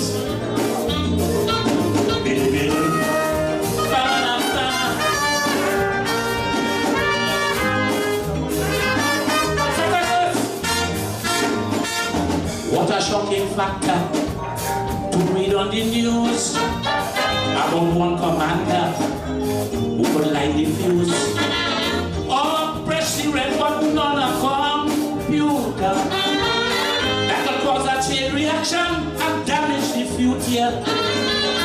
Using our treasuries, we have made them strong, creating authorities as we go along.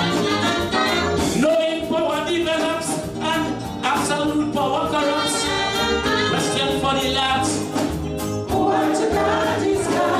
The royalties and the governments, the many houses of parliaments, castle of the cards.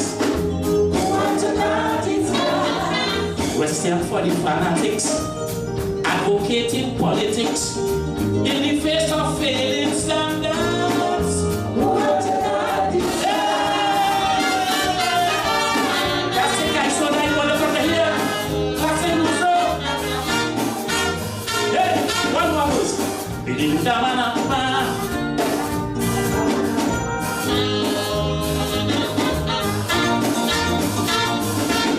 Guardians of the cities, guardians of the air, guardians over land and seas, guardians everywhere. Just like the steady beat of a metronome, we have become quite obsessed with the militant syndrome. To attain dependencies, we have conjured up a a set of ascendancies reaching at the top. If it is this whole charade, depend upon rank and grade, let's send for the bats. Who want to guard his God? Administrators of state defense, the many heads of intelligence, espionage hats. Who want to guard his God? Shall it be the gorillas, or the religious ministers, or the professors from Harvard? Who want to guard his God?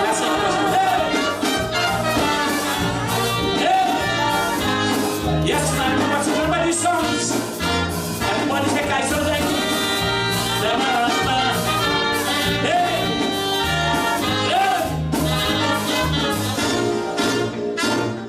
yes, man, let me hear for King Austin and Joe Beans, one of the greatest calypso writers we ever had. Let's go on with the greatest one time. Well, before we go, Neville Maynard. Neville, I would like to call up for that. Today's his birthday. Today's my brother's birthday. My brother is 82. His name is Ayong, but he would have changed his name from Ayong to Was Young, and I don't agree with that. You know? I say it's better you say either Ayong, Was Young. Some people say Ayol, or not so young, but I like Ayong. Now Neville, he is the manager of the band in Laventille, the band they call Express. What's Express? Express 1, 21. He's the manager. I would like to call him, he's 80 years. He is the father of Susan Maynard, the lady who organized this whole thing here. I would like you to come and sing a verse in this classic calypso, the greatest calypso ever written. Yes. What about a round of applause? 80 years of age, Neville Maynard. This is the man that in Laventille, I was born 1944. He took me to play Master of the All-Stars in 1954 when I was 10 years old. In Laventille, we grew up in Rigaud Street. And when I reached back home, I get one cocktail. He didn't tell his mother anything. So after playing Mass, and he had a good Sealer Mass, and he got home, well, it was a next kind of music that he danced to. All right, let me do a song in his favorite calypso. Let's do a here, let go.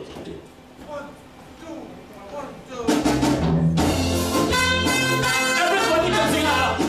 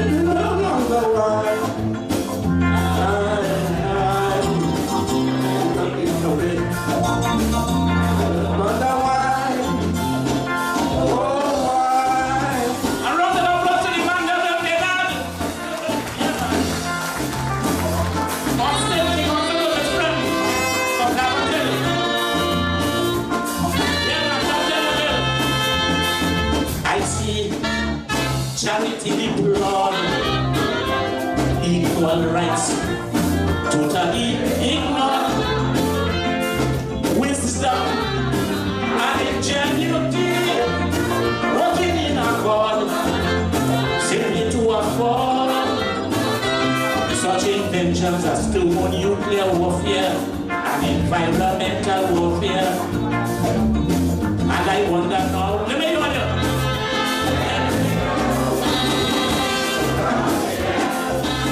Prophets everywhere is upon the horizon and declare that judgment will come as the savage hands of unscrupulous men divide everything pass by. Time is running out as we eat and drink, species at the brink of being extinct. And I think no one can deny that the price of one of us, on the singers once again, before we take one more song to go home. Let go.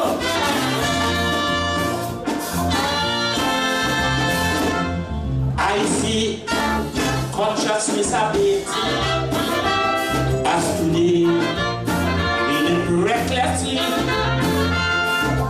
Money make egos inflate and thereby create a turbulent state.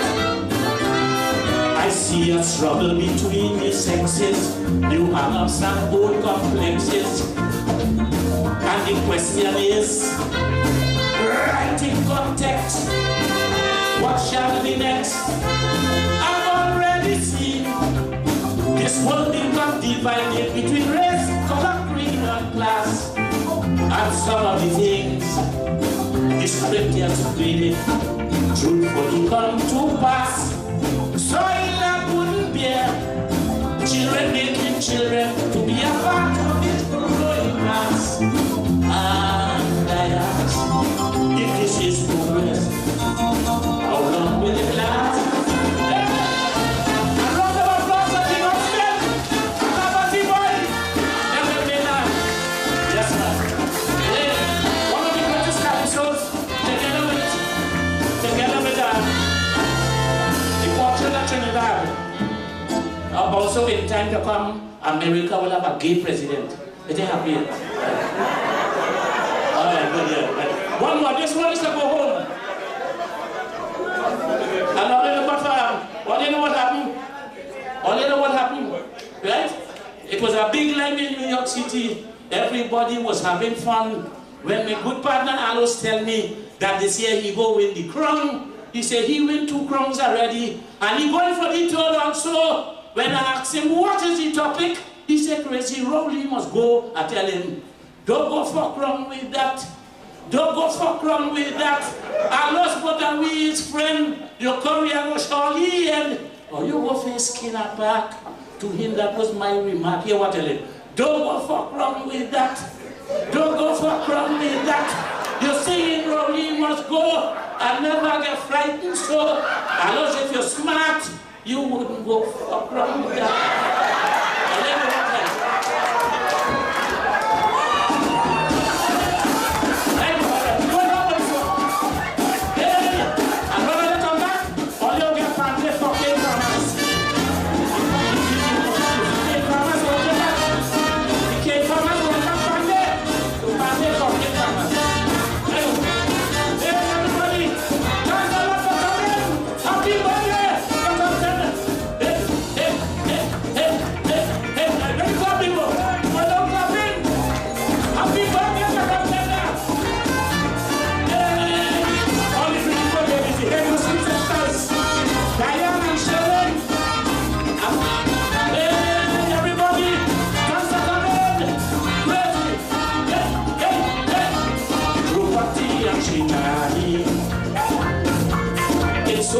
That city,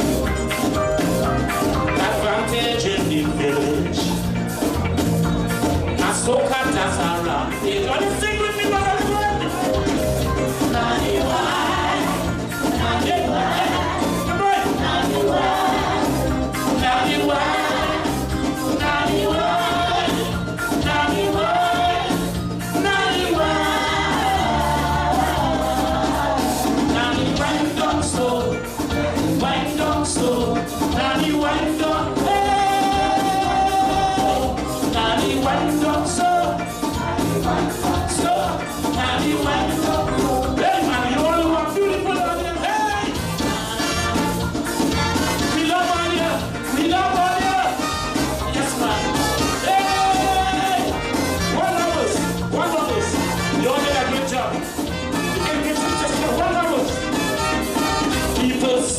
Watching, you see them. You may not she was whining, exposing culturally, sweet musical harmony. All right, let's go and sing it. The one you were great. One more play on it. Everybody, let's sing.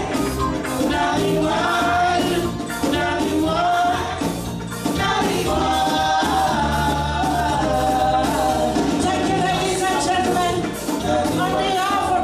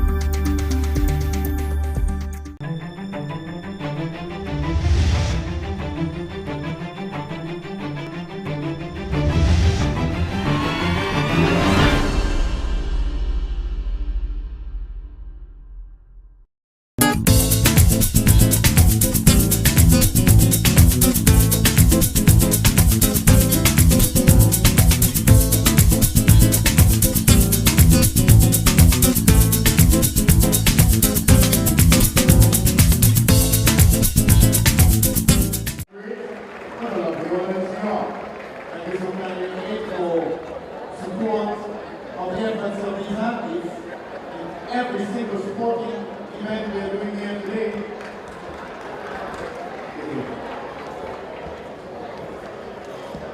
Unbelievable, right?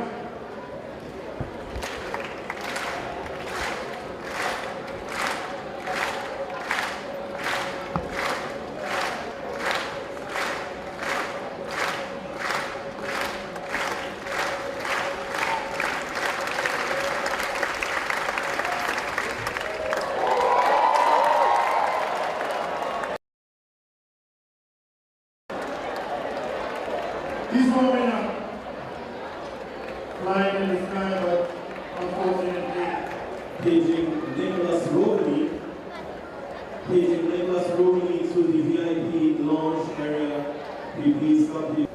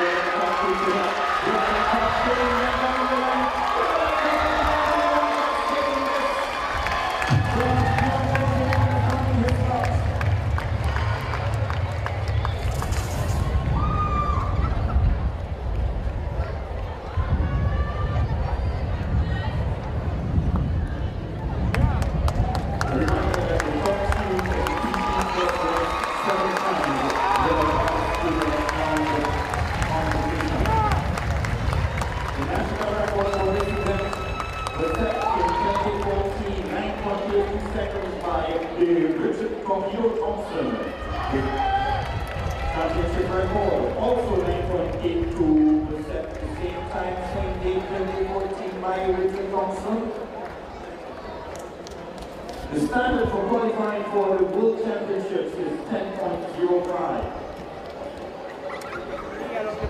For the champion, the standard number 7 representing Barbados, the Ron Griffith. In lane number 6, also from 2014 British, Devin Augustin. Running lane 5, representing Yali Wildcats. On the local side for the first time, Eric Arsenal. Running from lane 4, UTT Patriots, Nathan Farina. In lane number 3, Matthew Black of Barbados. Running in lane number 2, representing the Wisconsin Panthers, Apple Hislop. And in lane number 1, Pacific Athletics, Chaz Alexander. That's your beautiful, this is the second of 3 semi-final heats. Reminder that the top 3 finishes in each heat, thus the next 7 times will advance to the finals.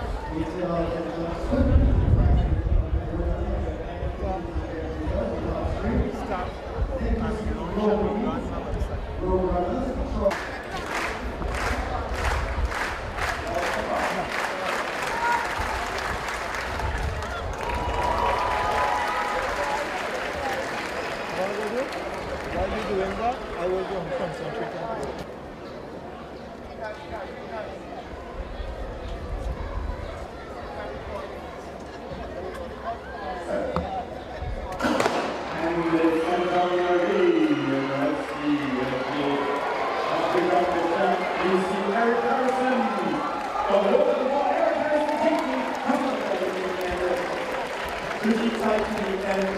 When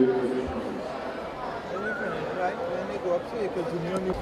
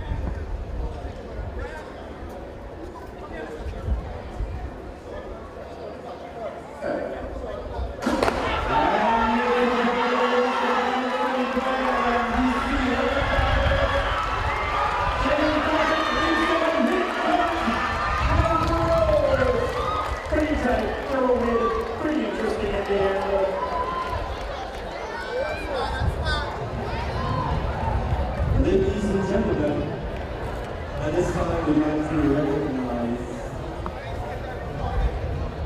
and reward the winners of the 1500 men run. So for Mrs. Roger Joseph Walker, the regional state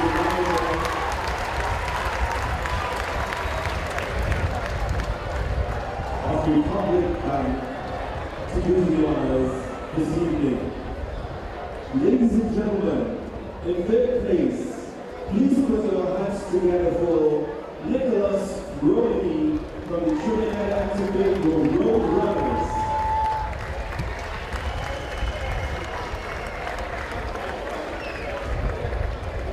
Ladies and gentlemen, second place, Mr. Troy Lanos of Fatima College.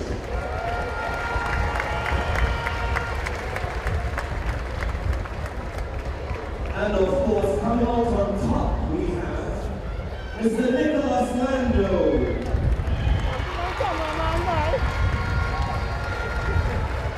Of course, one of the best heroes for all our champions of the men's 1500 meter run.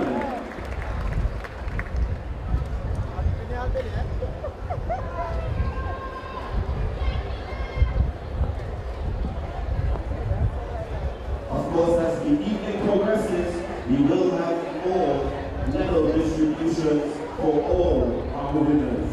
The women is as follows. Running out of lane 2, representing the Citrus, Kia M. Laportu. In the lane 4, representing the Concord, Akila Lewis.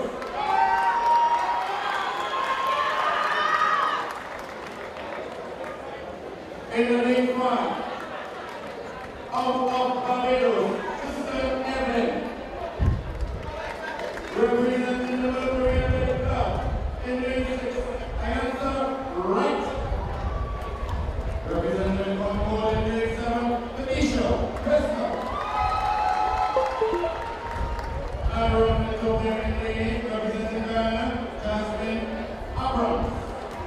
And there's the top 3 in each heat for the next 7 less times and move on to the next round.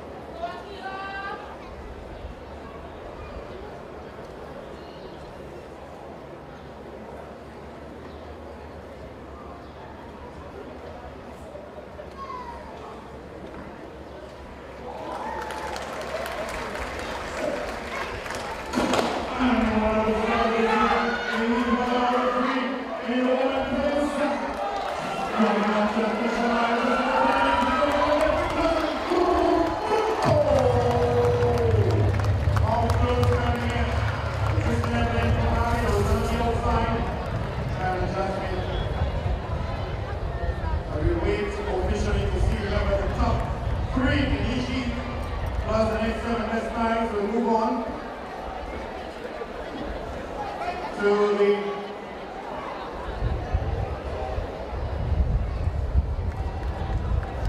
evening at a time of 11.24.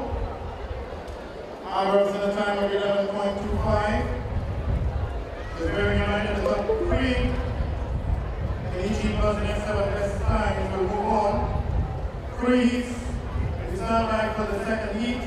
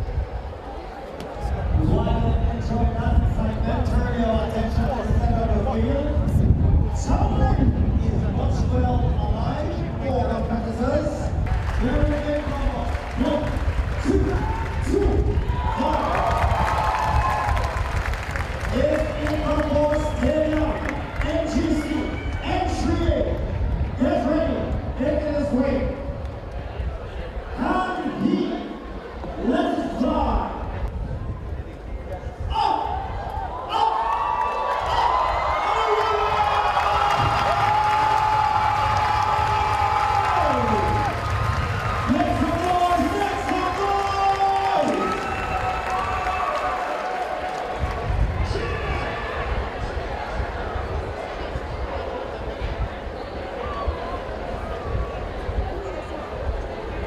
please. 100 meter, 110. Advance Maloney. Up! Up! Away!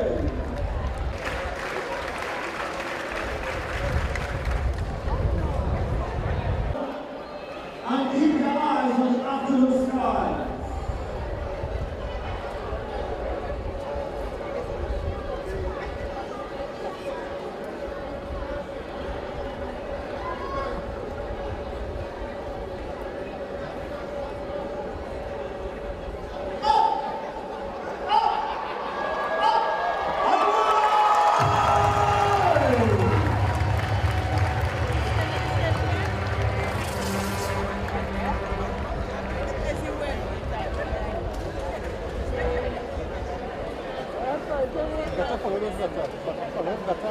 As I was free. You see? This.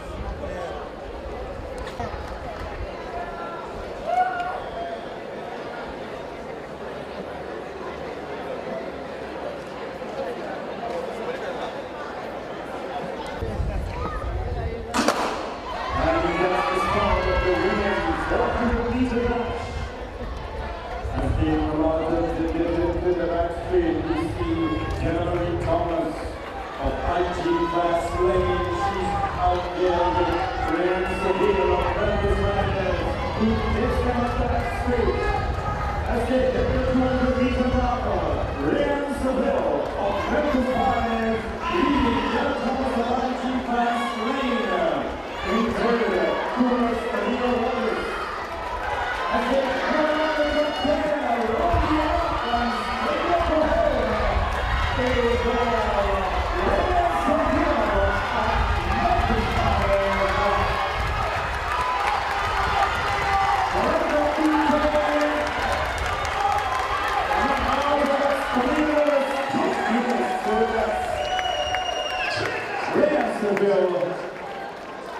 From the lowest of the leagues.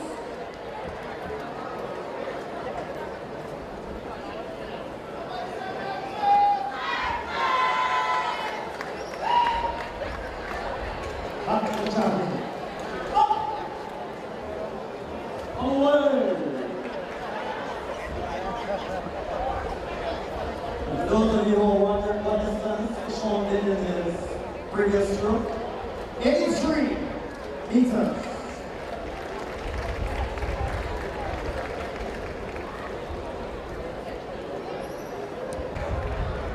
Get ready.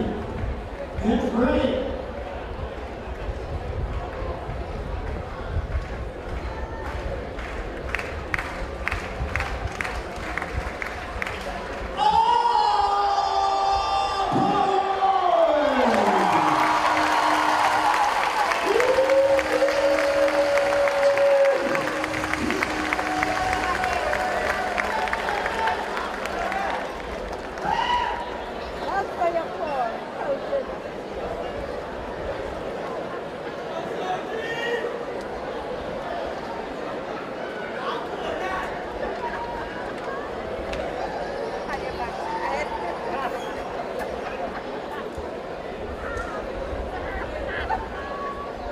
Hold on to your seats here from us here. That's true. 85.17 meters.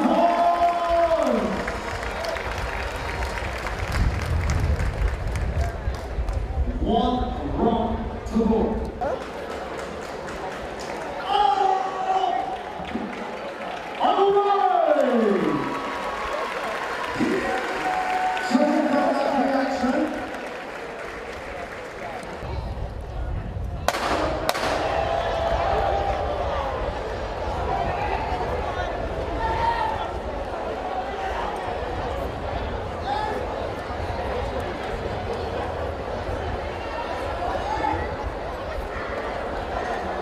Yes, they're recording the stage final. Happy, Wookie. Get ready, ladies, to come off scale. Get ready. Up! Up! Up! Away!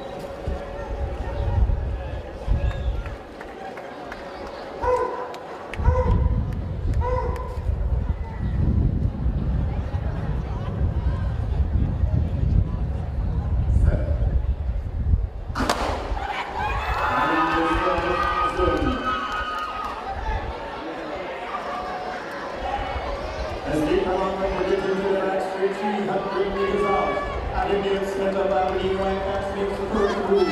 Jared Mason of Barbados going in the second. Mercachi still out there in third across the 200-meter marker. The Aberdeen Whitecaps Abigail Smith brings them along the path of the end. But here is the two legends. The shield of the hand. Jared Mason down the second counter, especially number. He needs the other nation coming next. We are Nicholas. Nicholas 1, 2, 3, and 4. Defensive passers, Dixon from thinking into.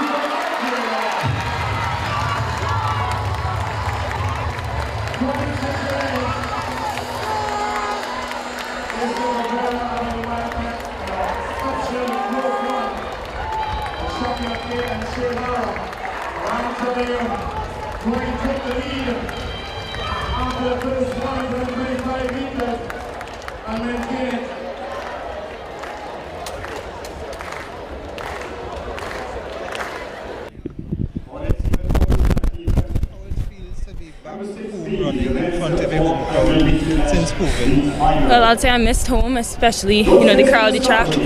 It feels pretty good to be back right now. I just felt comfortable, like I'm connecting with my roots, so good.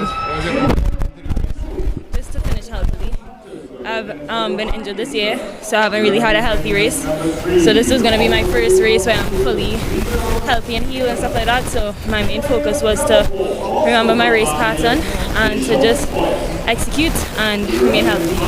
The experience has been important by the legacy.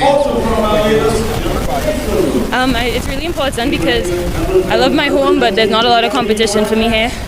So going into another program abroad, it definitely forced me to push myself. I have amazing teammates who force me to do better every day. I feel like I'm competing in training every day, so I know I'm in good hands, and yeah, it's great to have those teammates abroad. You have been selected to go to the Caribbean Games in Guadeloupe. What thoughts about that? I'm excited to represent Trinidad and Tobago again, and again, my goal for that meet is to run a good race, be healthy, and just do the best that I can. Thank you.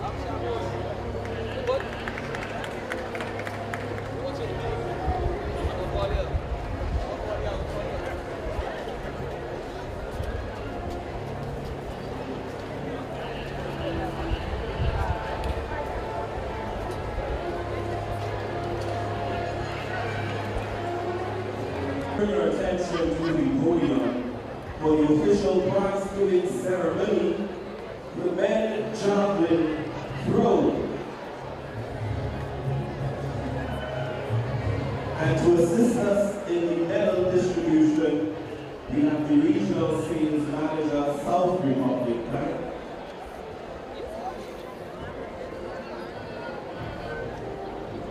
Mr. Shetley Branch. Ladies and gentlemen, in third position, let's hear it for Nathaniel Matura. And of course, he's receiving the bronze medal. Ladies and gentlemen, give him a round of applause. In second position, Anthony Diaz. Let's hear from Anthony Diaz.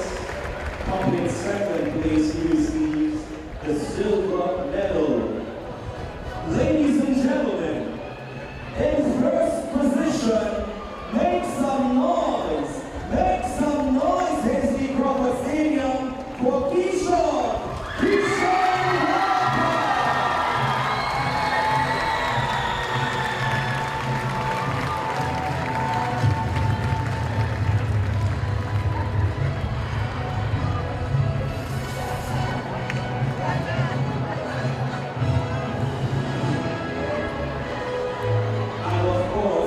The winners will also receive a copy of the Trinidad and Tobago Athletics History, which they will have an opportunity to peruse and learn more about the history of sport in Trinidad and Tobago.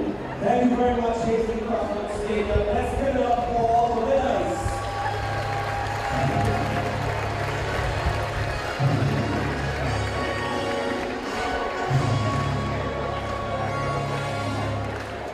In third position,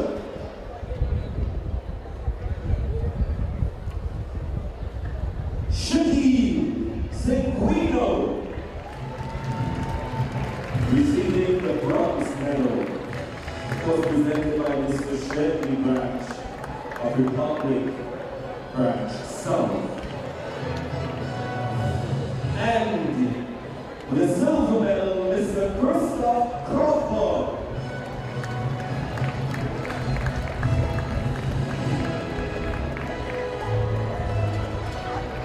Ladies and gentlemen, receiving the gold medal, Mr. Hezekiah Romeo. And of course, the first place winner will receive a copy of the Trinidad and Tobago Athletics History from the Don Lindley. Thank you so much.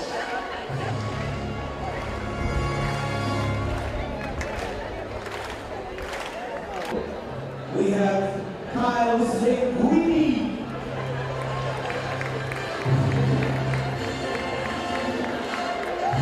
Senguino. That's right, Mr. Senguino receiving the silver. And in first position, we have Mr. Antway Lee White. That's our national record holder, ladies and gentlemen. And of course, they will receive, the first prize winner will receive a history of our athletics in Trinidad and Tobago, sponsored by Mr. Bernard Lindley. Thank you so much, Mr. Bernard Lindley, for your kind and generous contribution. Don't let the COVID-19 restrictions dampen your celebration. Let Wave stream your event live. Weddings, sports events, talk shows, any event done virtually in HD quality. Let friends and family outside of Trinidad and Tobago bid your loved ones goodbye as we stream your funeral live on social media. Call 294-1105 or 686-1419 for more info.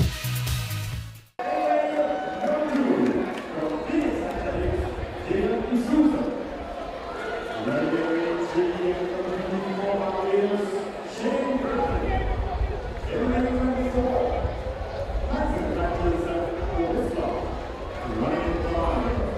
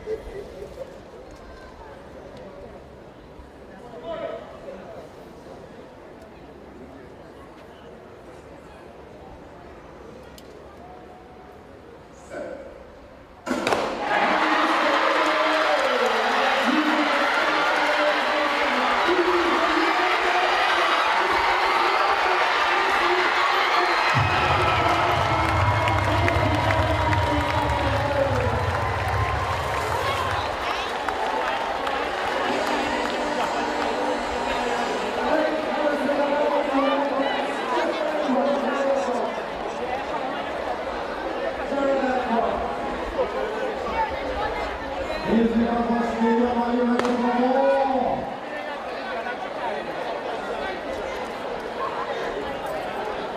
eyes are fixed on that clock.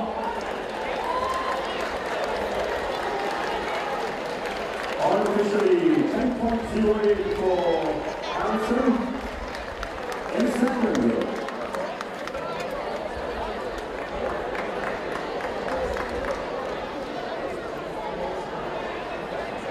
Numbers moments, but swiftly turn your eyes to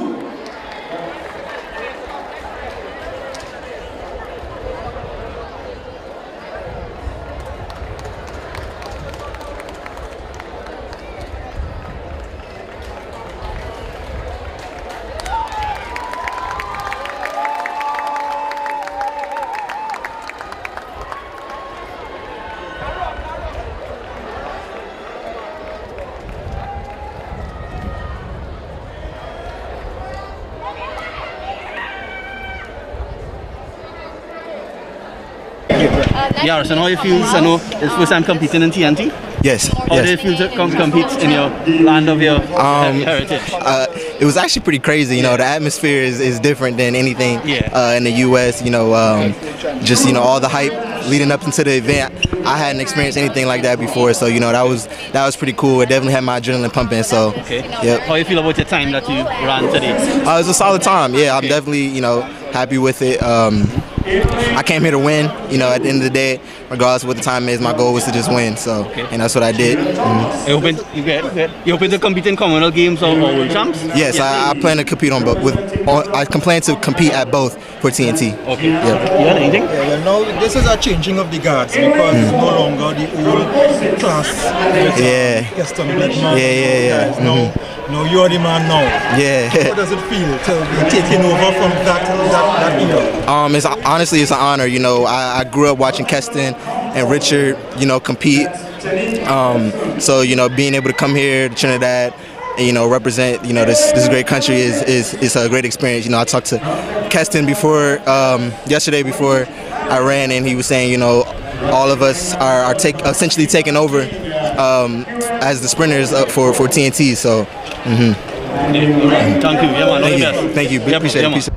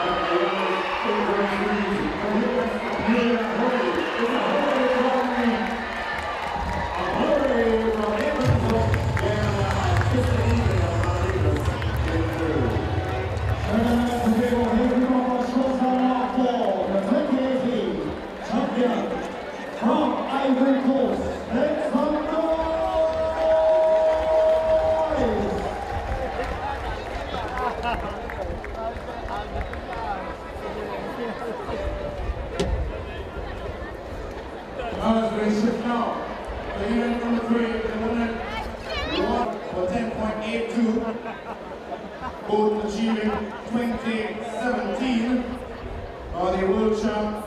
Standard time is 11.1. First time in the semi-final at 11.06. Michelle Lee Ayi.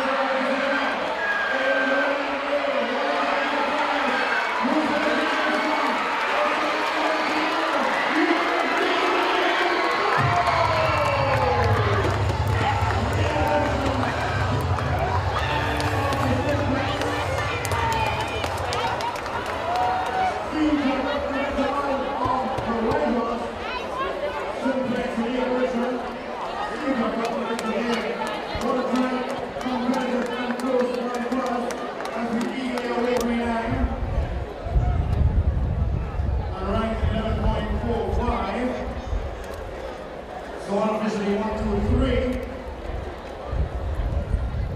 Which will show us the simplex hands up right.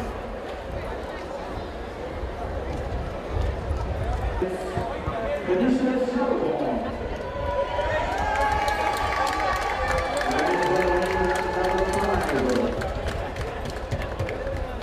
From the top concord, that's Teddy Benson. Area number 6. From the top, that's Wayne Aaron. Area number 7 from Pennsylvania, U.S. Golden.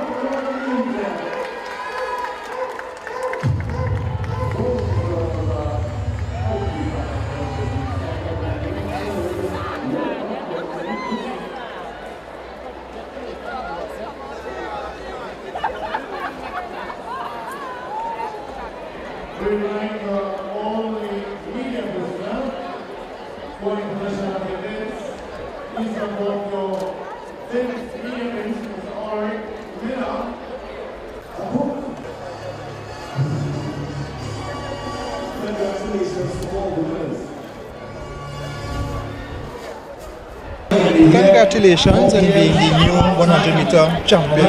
Thank you. Tell me, how was it? Honestly, it was enjoyable. I think I wasn't really expecting it, but at the same time, I felt good when I was going into the race. How do you feel about the time you ran? Was it your time that you set? This is a personal best for me. This was a personal best. Well, we have to cut it. Yeah. You have to go and get a medal. Okay. Don't let the COVID-19 restrictions dampen your celebration. Let Wave stream your event live. Weddings, sports events, talk shows, any event done virtually in HD quality. Let friends and family outside of Trinidad and Tobago bid your loved ones goodbye as we stream your funeral live on social media. Call 294-1105 or 686-1419 for more info.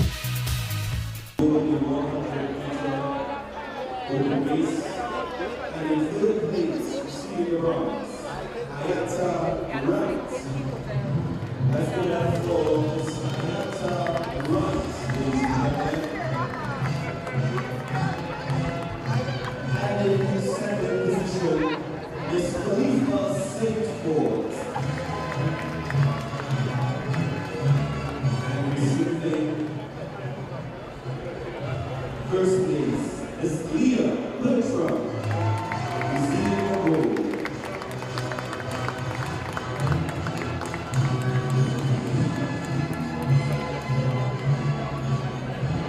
Let's also thank you to the director of NTC, Mr. Joseph Khan, for assisting us with the prize medal distribution. Congratulations, ladies.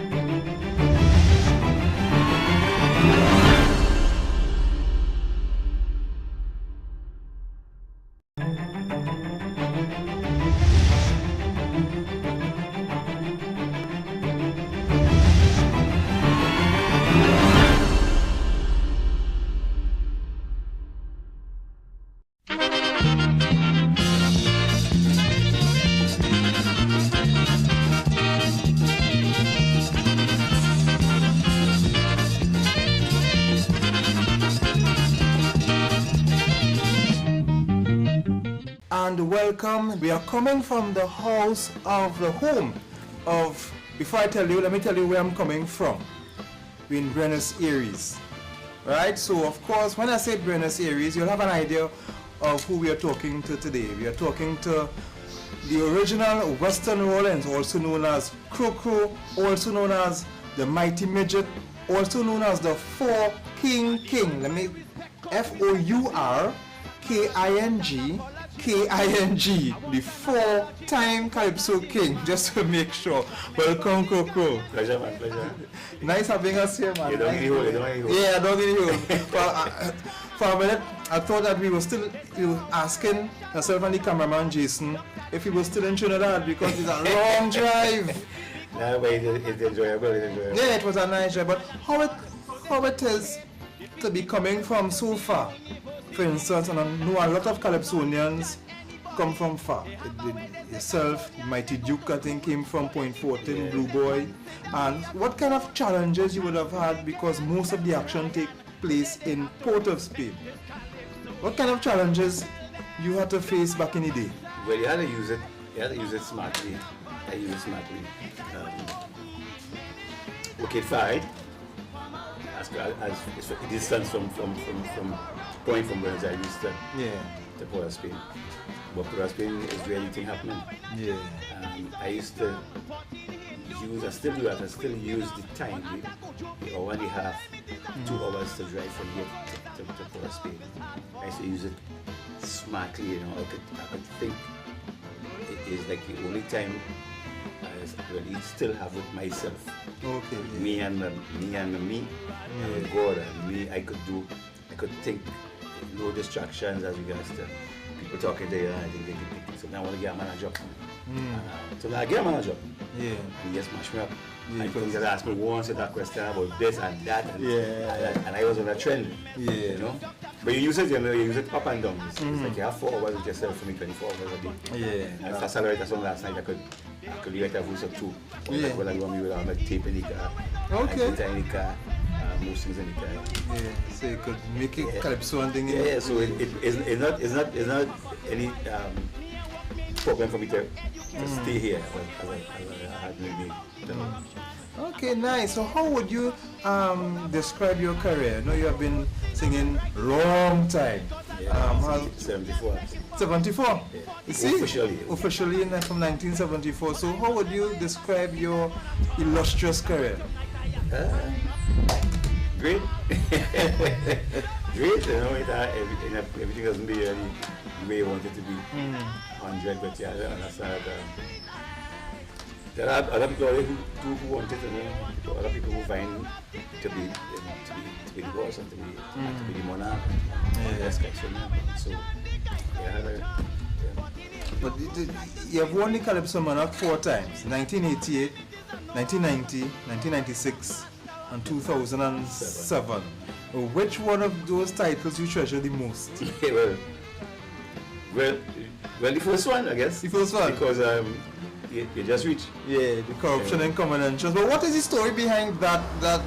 Because that was one of my favorite calypsos. I just know that wrong things happen. Yeah.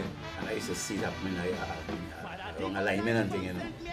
Hear in the talk, you know, this person could get in the school, pull a string here. As it still happens. Yeah, it still happens. Even, you know, out of the box, out of Kaiso, out of convention and stuff like that, you have friend and thing, you know. Yeah. It happens. Because I heard even the Minister of Education, Mr. Garcia, and he did mention that there's 20% of the intake for colleges, they have their choice. And my mind went back to that Calypso one time. Sure, because I still see that as wrong. While it's right as regards to the Catholic people who had a 20% thing. I mean, I fear somebody could get left out because you know, that would not happen. So I just still say that. But not even in that sense. The point of the matter is people who ain't make it then. Yeah. And who ain't make it, you carry them, you're kind of forcing them, they make it, they're ready. Yeah. Like Kaisonians, playing Kaisonians, so everybody feel they can sing a Kaison now. Yeah, everybody feel they can sing a Everybody getting worse, you know. But everybody can't sing like I so, but everybody don't value themselves the way they're supposed to value. So that's difficult to do. Yeah. I know big men, big action, big men who don't value themselves. And that is the problem there. Because like I go write a song, right? I'll be writing a song. And I go be seeing Skinner Barkley. Yeah. I seen that place from. And then I finish the verse. And I go see Skinner Barkley get up again. So I go scratch it. And go again. Yeah. Because I know, not because I just wrote it. I know it anything reaching where I want it to reach. Yeah. So, and sometimes, you know, like if I when I get it, I might wake up in the house and say, well, hear this, come and hear this. You mean, but I night 2 o'clock in the morning, 2 o'clock in the morning, come and hear that sure.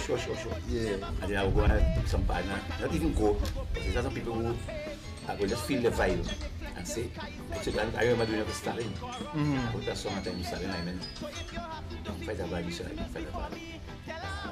I said, but you have a song, you do some song. So, I just have 2 verses in the song yet. So, I say, hear this verse. When I sing the first verse, I see Stalin has a nice skinny line. Yeah. Funny tell us, I see I Stalin, I big. So, I sing this kind of Muslim. When I sing this kind of Muslim, he come up straight to me, face to face, like he only kiss me. Just before he reached to kiss me, he said, Coco, don't sing that song, right? Oh no, so what song that was? I think that was Kidnap Them. Coco, don't sing that song. I went to alignment, Johnny King was still a partner, you know? Yeah. So now I'm going to, I live by Karamazan. I'm looking for Johnny, Johnny is like Ruka, he live in Center. So I coached the song with Johnny. Johnny said, he said, Coco, no man. No, you're going too far, no. But anything that happens to me, I know I own. Yeah. I know I slanderous. Yeah. I libelous. I ain't stupid, eh? Yeah. I know I own. Yeah. Yeah, that's so they're frightening now because they don't protect me. And that's why I feel the master blessed me with, you know, I just handle it. Yeah. But you can't tell me that. Remember, I was alive. I was singing a song from one thing. She's my boy. Don't sing that. But I know I hit it somewhere where I do that. Yeah. I tell my friend, I think I should.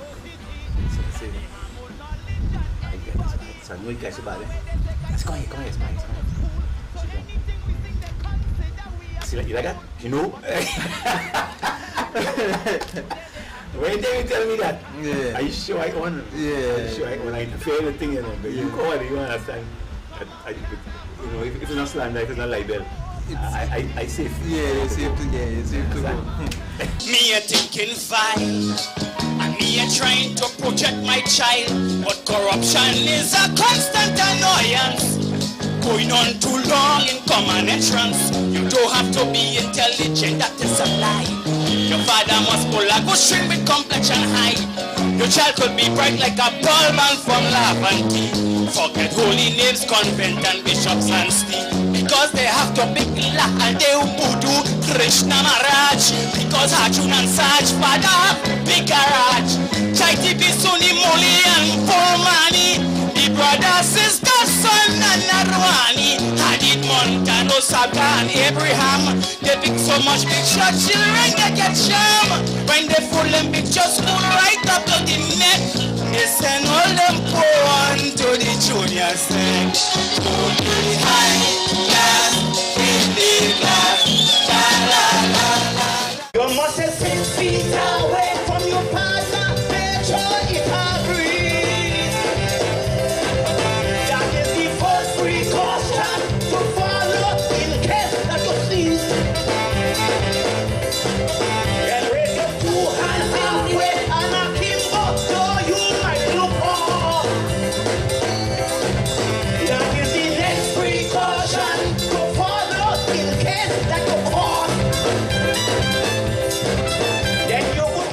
Continuing our discussion, where we were discussing his ability to write calypsos, getting his time by himself, write calypsos, and he was telling us that Black Stallion did not want him to sing a particular song because, you know, the controversy. We know Crow has no cover for his mouth and he lashes at certain topics.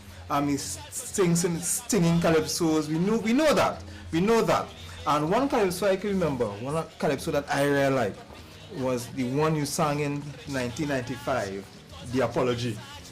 Yeah, well, it's all them things that, you know, situations that bring all them things, you know, situations, you know. Because I did the convention song in good faith, truth, and I get plenty sticks for it, you know, I get plenty people jam with them. I could remember 14 in the groups there, or racists and stuff and stuff, and then in the end, they had an investigation for a long time, and they ended up saying that Coco was right and the speculation was belief or whatever. So it was my time to get back to some of the big men who jammed me down and things for that. So I come and apologize, Yeah, that was a big. I remember You see, all them songs is passions, and it's just not it's not that you just write a song, it's feelings, it's reasons, it's stories behind it. And that would bring out the energy and the performance. Yeah. And that is what, you know, that's what we don't have in Kaiso much, because they don't have much writers. And people singing things these days, what they don't even believe.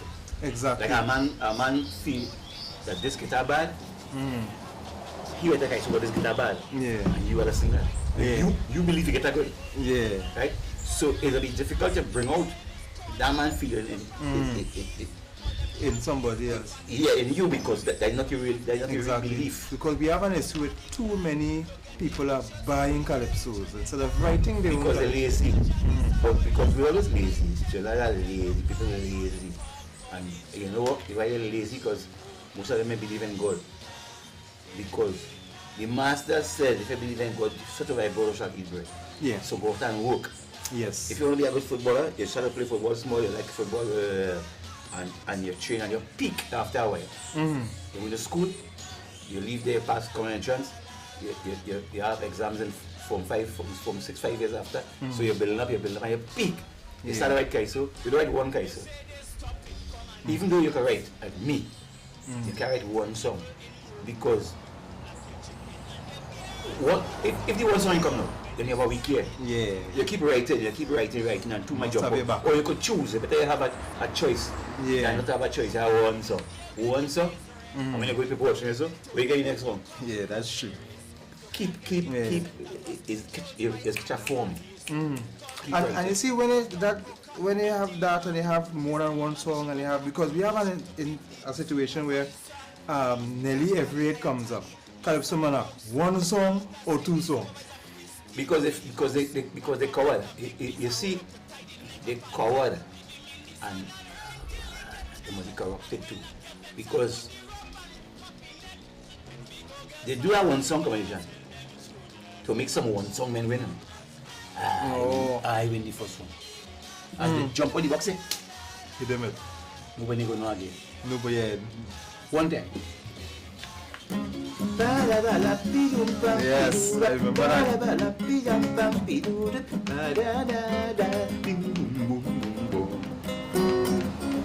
I swear to God, next time I leave, I ain't telling nobody nothing.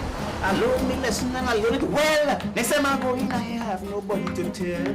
From the get-go, they hear Coco leaving. Man, woman, and child, they keep bringing something. Like these people, they care about we. It's carry this and that for their family. Carry them 6 on a dog in case my big son sick.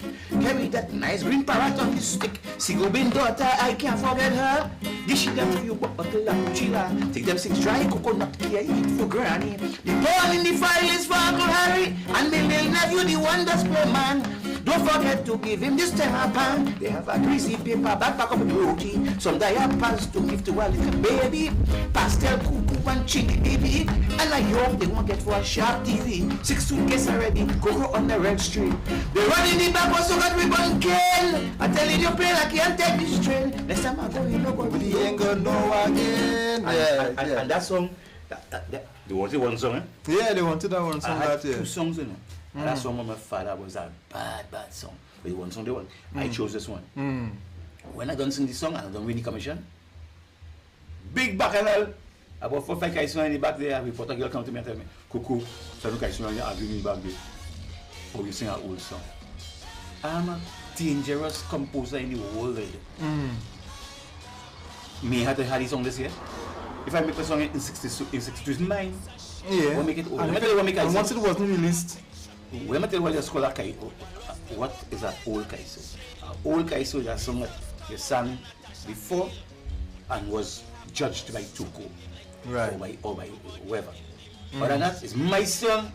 Right. Them fresh and fast and envious and bad and can't write. And that's why the following year now.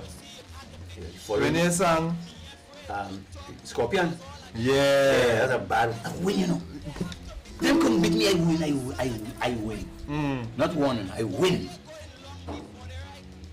Them fellas and them ain't easy, boy. They could beat me. Not even a race. Well, then this segment comes to an end so fast. So when we come back, we continue in the conversation with the mighty Crow Code. I demand my respect, cause respect is due. Maharaj, I want an apology from you. I want an apology from Vonan Dilemma. And the Jamel from the Guardian newspaper. Because 6 years ago when I sang my song, they well wag their tongue and say how I wrong. They say how I racial and how I bad. Dr. Chen and Indran with Ambassad.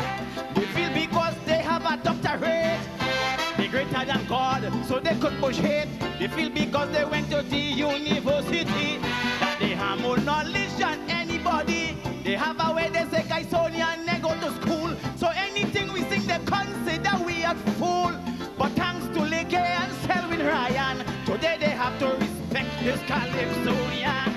As the judges announce the winner, I never hear back and also Alos Katie and Valentino. All of them won't have Kill Bro singing Sandra, Chucky and Bali. They say how I sing a old song. They had just full of hate and envy. Tell them I'm a top-notch Calypsonian. So tell them, don't worry with me. I want to send this message to singing Sandra, Chucky, Katie and Bali. Tell them, don't worry with me. When I see Shadow and Valentino, I say, Lord, only heaven knows. Now we are talking with Crow, and he was now telling us about the year when he not only beat them in 2007, but in 2008 now, he had to respond to something that happened in 2007 when he won, when certain Calypsonians were coming back and bad talking him and saying he sang an old song. Now he sang Scorpion, which was real pressure. And we are going to ask him to sing a piece on that song. The response to 2007. Let's tell us about 2008 with Scorpion. Well, they didn't, them fellas and them fellas really happy when I got to the final. And it's a joy because I used to boast whenever in a final, you ensure you go win. Yeah. I had a nice issue with that one singer some years ago. One was in 96. 96 when they sang they look for that, Black Man Look for That. But not say you go win the cup. But they don't have that sense and they don't have that drive. And to win is not an easy thing. You have to know how to win. Yeah. I used to play football, I used to ride bike and team. As I know it's to be competitive. I know it is when it's a drive home. Yeah. So this particular night, my partner Alusa had good full serve. Good full serve. So when I called my team together, I said, what happened to Alus? Looking good. I said, okay. Intermission time, always call me. Send to find me where I am. Nobody doesn't find me. I am the God dealing. They find me. Tell me, come and open some champagne. You were celebrating already? Mistake in the game. Yeah, manager, the trunk full of champagne. So in their room, I never bring my room to this day. Just because I just want you to confuse me. Yeah. Don't tell me single tonight now. I know what since last week. Leave me alone. Yeah. I zone in. So I call me. And his partner, it's a partner in competition. Yeah. You see, and I know them psychs. Right? Chalk used to psych up and line with Duke and them, look on them and beat them in the competition. I don't want to be your friend tonight. Yeah. Tonight is war. Yeah. So, well, but sometimes I have to reverse it. So this night he come in and tell me, well, he sent for me, come and open champagne. He says, boy, he never do it yet. He do go out. I gone. Open champagne, poop, and I go back in the car. And I started to think, and I started to get serious now. I said, this man, I don't know if you're trying to use a psych on me. That ain't good enough for me. I got old competition, veteran, football, cycling. I say, oh. So I go turn back it on him now. You might tell us now I use the distance. Yeah. In a different way, not to get bored. Yeah. Wisely. So I say, he must be psyching me up. Because if he tell himself, I open the champagne, I could have rolled back and said, hey, but he went, right? Yeah. But I take it differently. I take it as though when you're playing cricket and you snap it in front of the bat, yeah. and I hit your pow! And the ball hit your hand and you do it so. Yeah. It doesn't even hit you. Yeah. So I take it and reverse it on him. As well, since he feel he win, he's telling me to drive harder in the back. Yeah. Because I have to catch him. Since he feel in front, he could have been in front. Yeah. You know the result end up? The result ended up, I win. So I went back by the room now. Yeah. Bring out the champagne. So bring out the champagne. You celebrated with his champagne? Yes. I didn't have that. I'm not so conceited.